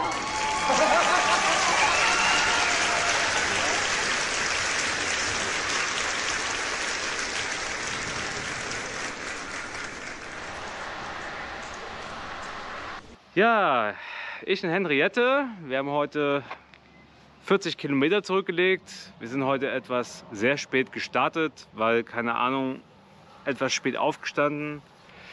Ich habe heute auch ein bisschen länger gebraucht, um mein Zeug heute Morgen zusammenzupacken. Und dann sind wir in aller Ruhe losgefahren. 40 Kilometer, hatten eigentlich jetzt sehr schöne Streckenabschnitte. Ich muss sagen, die Landschaft war eigentlich fast, ja, vom Gefühl her das Beste, was ich in den letzten Tagen zum Film hatte, also was ich gesehen habe. Es war so eine Hügellandschaft und gerade wenn die Sonne so teilweise geschienen hatte, sah das teilweise sehr schön aus mit den Lichtverhältnissen. Und ihr wisst ja, Lichtverhältnisse und Landschaften, das ist absolut meine Liebe. Und ja, was ich auf jeden Fall an der Stelle gleich mal empfehlen möchte, ist, wenn man Kaliningrad umfährt. Ich habe euch ja schon erzählt, dass ich die Krin Velo teilweise gefahren bin oder auch noch fahre. Ich fahre sie ja die ganze Zeit.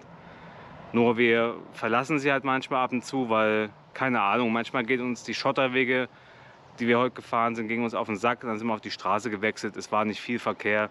War eine gute Entscheidung. Und es gibt auf jeden Fall immer Stationen und die sind, glaube ich, auf den Schildern immer mit MOR ausgeschildert. Und da steht auch die Entfernung bis zur nächsten Station. Man kann sie aber auch in Komoot finden, diese Station. Vielleicht auch bei Google Maps, habe ich jetzt nicht geschaut. Und die sind auch sehr ideal, sehr, sehr ideal zum Wildcampen. Also ein Geschenk Gottes sozusagen, weil man hat meistens einen sehr schönen Unterstand. Manchmal auch ein Dixie-Klo. Das habe ich nicht bei jeder Station gesehen, aber bei den meisten.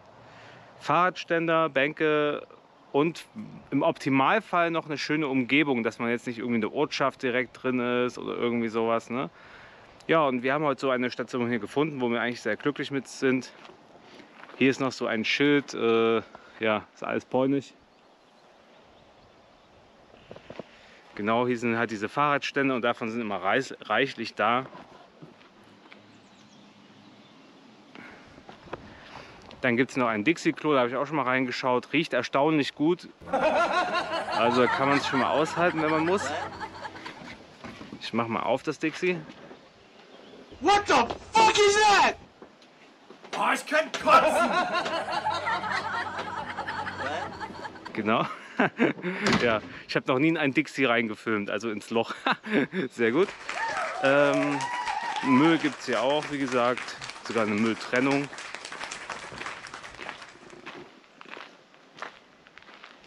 Obwohl ich mir nicht sicher bin, ob das eine Mülltrennung ist. Und hier ist halt dieser Unterstand. Und die sind auf der Krin Velo immer sehr massiv, sehr groß. Also wirklich auch für größere Gruppen immer sehr gut geeignet.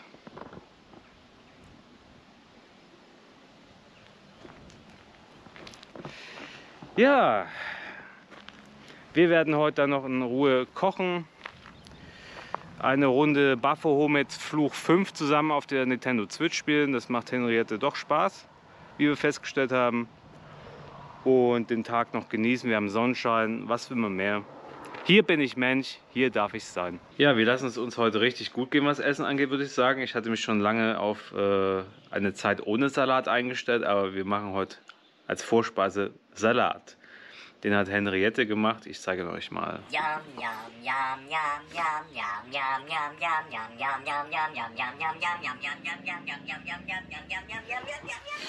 Ja, das ist die Vorspeise, sehr lecker. Den werden wir jetzt genießen und dann wird nachher noch gekocht. Yummy, yummy. Ja, nach dem Salat gibt es jetzt die Hauptspeise und die Hauptspeise besteht aus gelben Paprika, Zucchini, Zwiebel, Sojageschnetzeltes, was so fertig war und Reispasta. Genau, mit Tomatenmark, vielen Gewürzen wie Knoblauch, Gemüsebrühe und ja, alles was da war im Grunde. Fast alles was da war. Genau, ich zeige es euch mal. Es sieht sehr lecker aus, es duftet sehr lecker und es wird bestimmt richtig geil. What the fuck is that? Oh, ich kann kotzen! Ja, wir lassen uns das gleich schmecken. Hier kommen schon ein paar Mücken, deswegen muss ich gerade mal so wedeln. Genau, Zelt haben wir auch schon aufgebaut. Genau, jetzt erstmal schnell, bevor hier doch vielleicht doch der Mückenschwamm aus dem Busch kommt. Und dann werden wir heute wahrscheinlich noch eine Runde Baphomets Fluch 5 weiterspielen. Da haben wir letztens angefangen und genau, mal gucken, ob Henriette den Fall lösen kann. Ich bin gespannt. Christoph, was hast du mit deinem Fahrrad gemacht?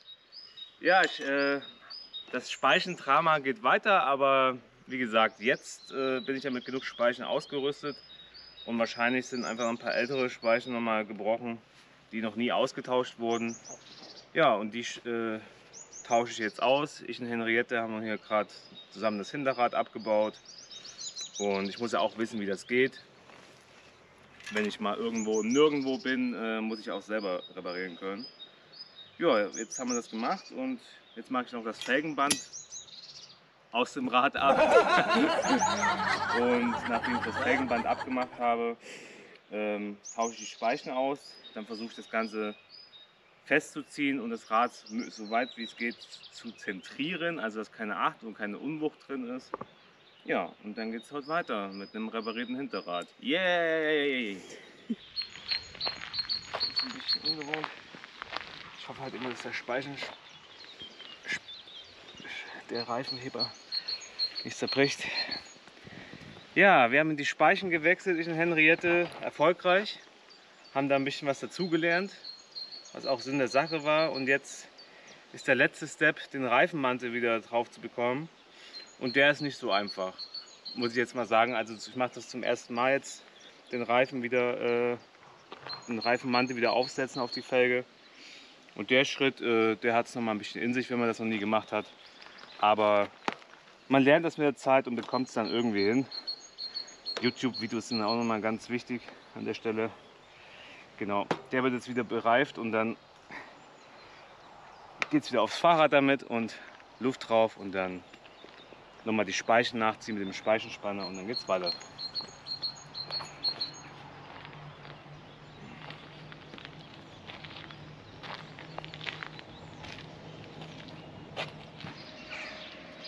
Ja, ich fülle immer die Flaschen um, weil ich immer 2 Liter Flaschen dabei habe.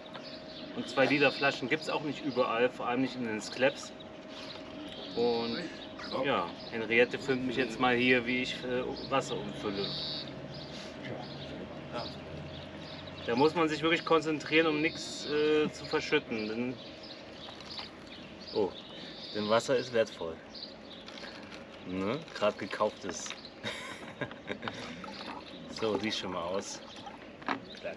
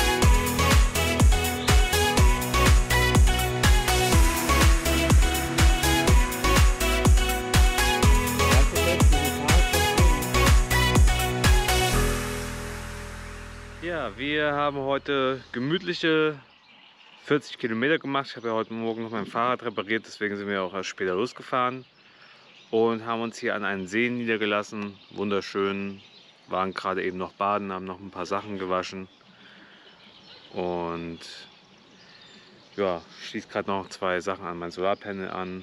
Nachher kochen wir noch schön. Heute gibt es auch wieder so eine Reispasta. Nur in anderer Form, nicht wie gestern, wie Reiskörner, sondern irgendwie, keine Ahnung, wie man die Form beschreibt, die sehen irgendwie eigenartig aus. Genau, sind wieder an so einem Spot von der Green Velo, also an so einem Platz von der Green Velo hier gelandet. Und ja, genau. werden uns hier erst noch gut gehen lassen und morgen geht es dann weiter. Je nachdem. Ich will noch eine Speiche reparieren. Ich habe noch eine Speiche heute wo ich das Rad dran montiert habe, alles fest hatte ich noch eine Speiche gefunden, die lose war. Die geht nicht mehr in das Gewinde rein. Das scheint irgendwie das Gewinde einen Schaden zu haben. Vielleicht war die auch schon länger kaputt.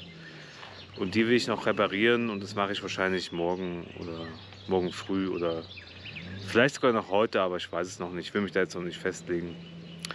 Ja, da wird noch ein Boot aus dem Wasser geholt. Und ansonsten ist es hier recht friedlich, chillig und ich glaube, heute Abend wird es hier sehr ruhig werden. Ja, dann geht es morgen weiter in aller Frische und dann könnte es morgen schon Litauen heißen. Und dann ist Polen nach, wie lange? 2,5 Wochen, 3 Wochen fast, dann ist Polen erstmal Geschichte. Und ich bin froh, in ein neues Land mal zu fahren, um vielleicht was Neues kennenzulernen und zu entdecken. Gut. Dann werde ich mal noch die Geräte anschließen und hier ist gerade noch ein Hund lang gerannt, der irgendwas sucht. Ich weiß nicht, was er sucht, aber er rennt jetzt Henriette hinterher. Wer weiß, der will halt spielen. Gut, dann reingehauen.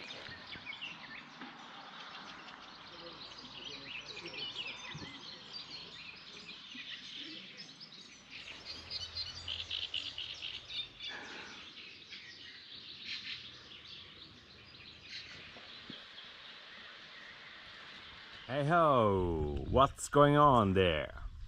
Ja, ich mache heute einen Ruhetag, das habe ich so beschlossen. Ich wollte immer mal Ruhetage einbauen und heute Nachmittag soll es gewittern und dann eigentlich durchregnen. Und da passt das für mich hier ganz gut mit dem Unterstand und dem Dixie-Klo. Da habe ich einfach ein paar Möglichkeiten, auch mich mal eben unter dem Unterstand zu setzen abends und einfach ein bisschen noch draußen zu sein. Genau. Henriette, die ist heute weitergefahren, die hat auch einen strafferen Zeitplan. Die fährt nach Vilnius in die Hauptstadt von Litauen und trifft sich da mit ihrem Freund. Deswegen muss sie da am Ball bleiben und hat nicht so diese Muse, diese Freiheit so ganz wie ich dann in dem Fall. Ja, und ich genieße diese Freiheit immer zu sagen, ach, hier bleibe ich mal oder hier halte ich mal länger an und so. Diese Freiheit, die mag ich wirklich sehr. Und das ist für mich das Schöne am Leben, auch irgendwie diese Freiheit zu haben. You can say something?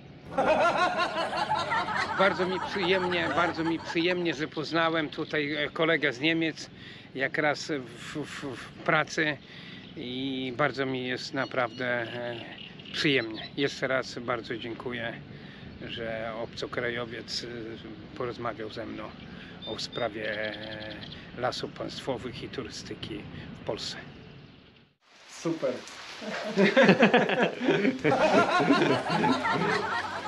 To jeszcze może jakiś...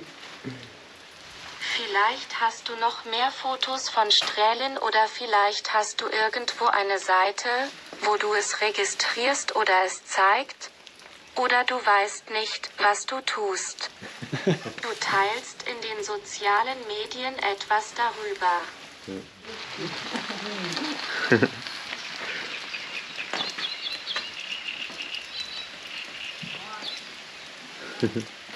Ja, wie angekündigt regnet es und der Mariusz und Karishna, glaube ich, bin mir nicht ganz mehr sicher, sorry, haben mich hier gerade besucht im Unterstand, aber die fahren jetzt weiter, die haben sich die Regenklamotten übergezogen. Ich weiß noch nicht, ob ich heute mal zu einem Sklep fahren möchte im Ort. Da gibt es auf jeden Fall einen, wo man es einkaufen kann. Ansonsten gibt es heute nur noch Nudeln mit Soja, Granulat, Tomatensauce, Gewürzen, noch als Armbrot. Reicht eigentlich auch. Oj, better check Republic.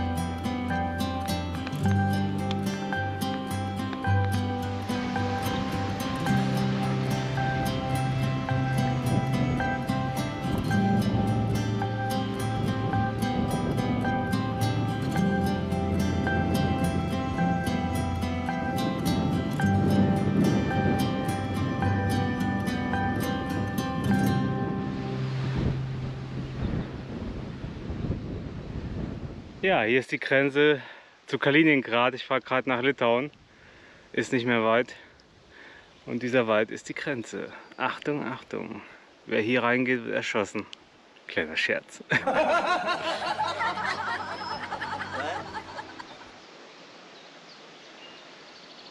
Ja, ich bin an der Grenze von Polen zu Litauen. Ich hoffe, meine Serie über Polen hat euch gefallen. Und ich konnte euch vielleicht motivieren, Polen selber mal zu befahren. Vor allem die Ostseeküste, die Fahrradwege waren super. Ich werde auf jeden Fall sehr schöne Erinnerungen an Polen haben. Und werde jetzt nach Litauen einfahren, ohne zu wissen, was auf mich zukommt. Deswegen seid dabei bei der nächsten Folge auf meinem Kanal, schön in der Natur. Und schaut mit zu, was mich in Litauen erwartet. Welches Glück und Unglück ich haben werde. Auf jeden Fall werde ich in Litauen nochmal in einen Fahrradladen, in eine Fahrradwerkstatt gehen müssen. Mein Reifen ist an sich alles repariert, wie gesagt, aber ich habe wahrscheinlich einen Höhenschlag oder sowas drin oder was weiß ich. Und ich habe es einfach nicht rausbekommen. Ich kann fahren, aber man merkt immer so einen ganz kleinen Huckel an einer Stelle am Reifen. Und das werde ich immer in der Fahrradwerkstatt anschauen lassen. Das sollte ja relativ schnell gehen. Ja, deswegen danke fürs Zuschauen, dass ihr mich begleitet habt in Polen. Und ich fahre jetzt hier nach Litauen ein. Los geht's! Juhu!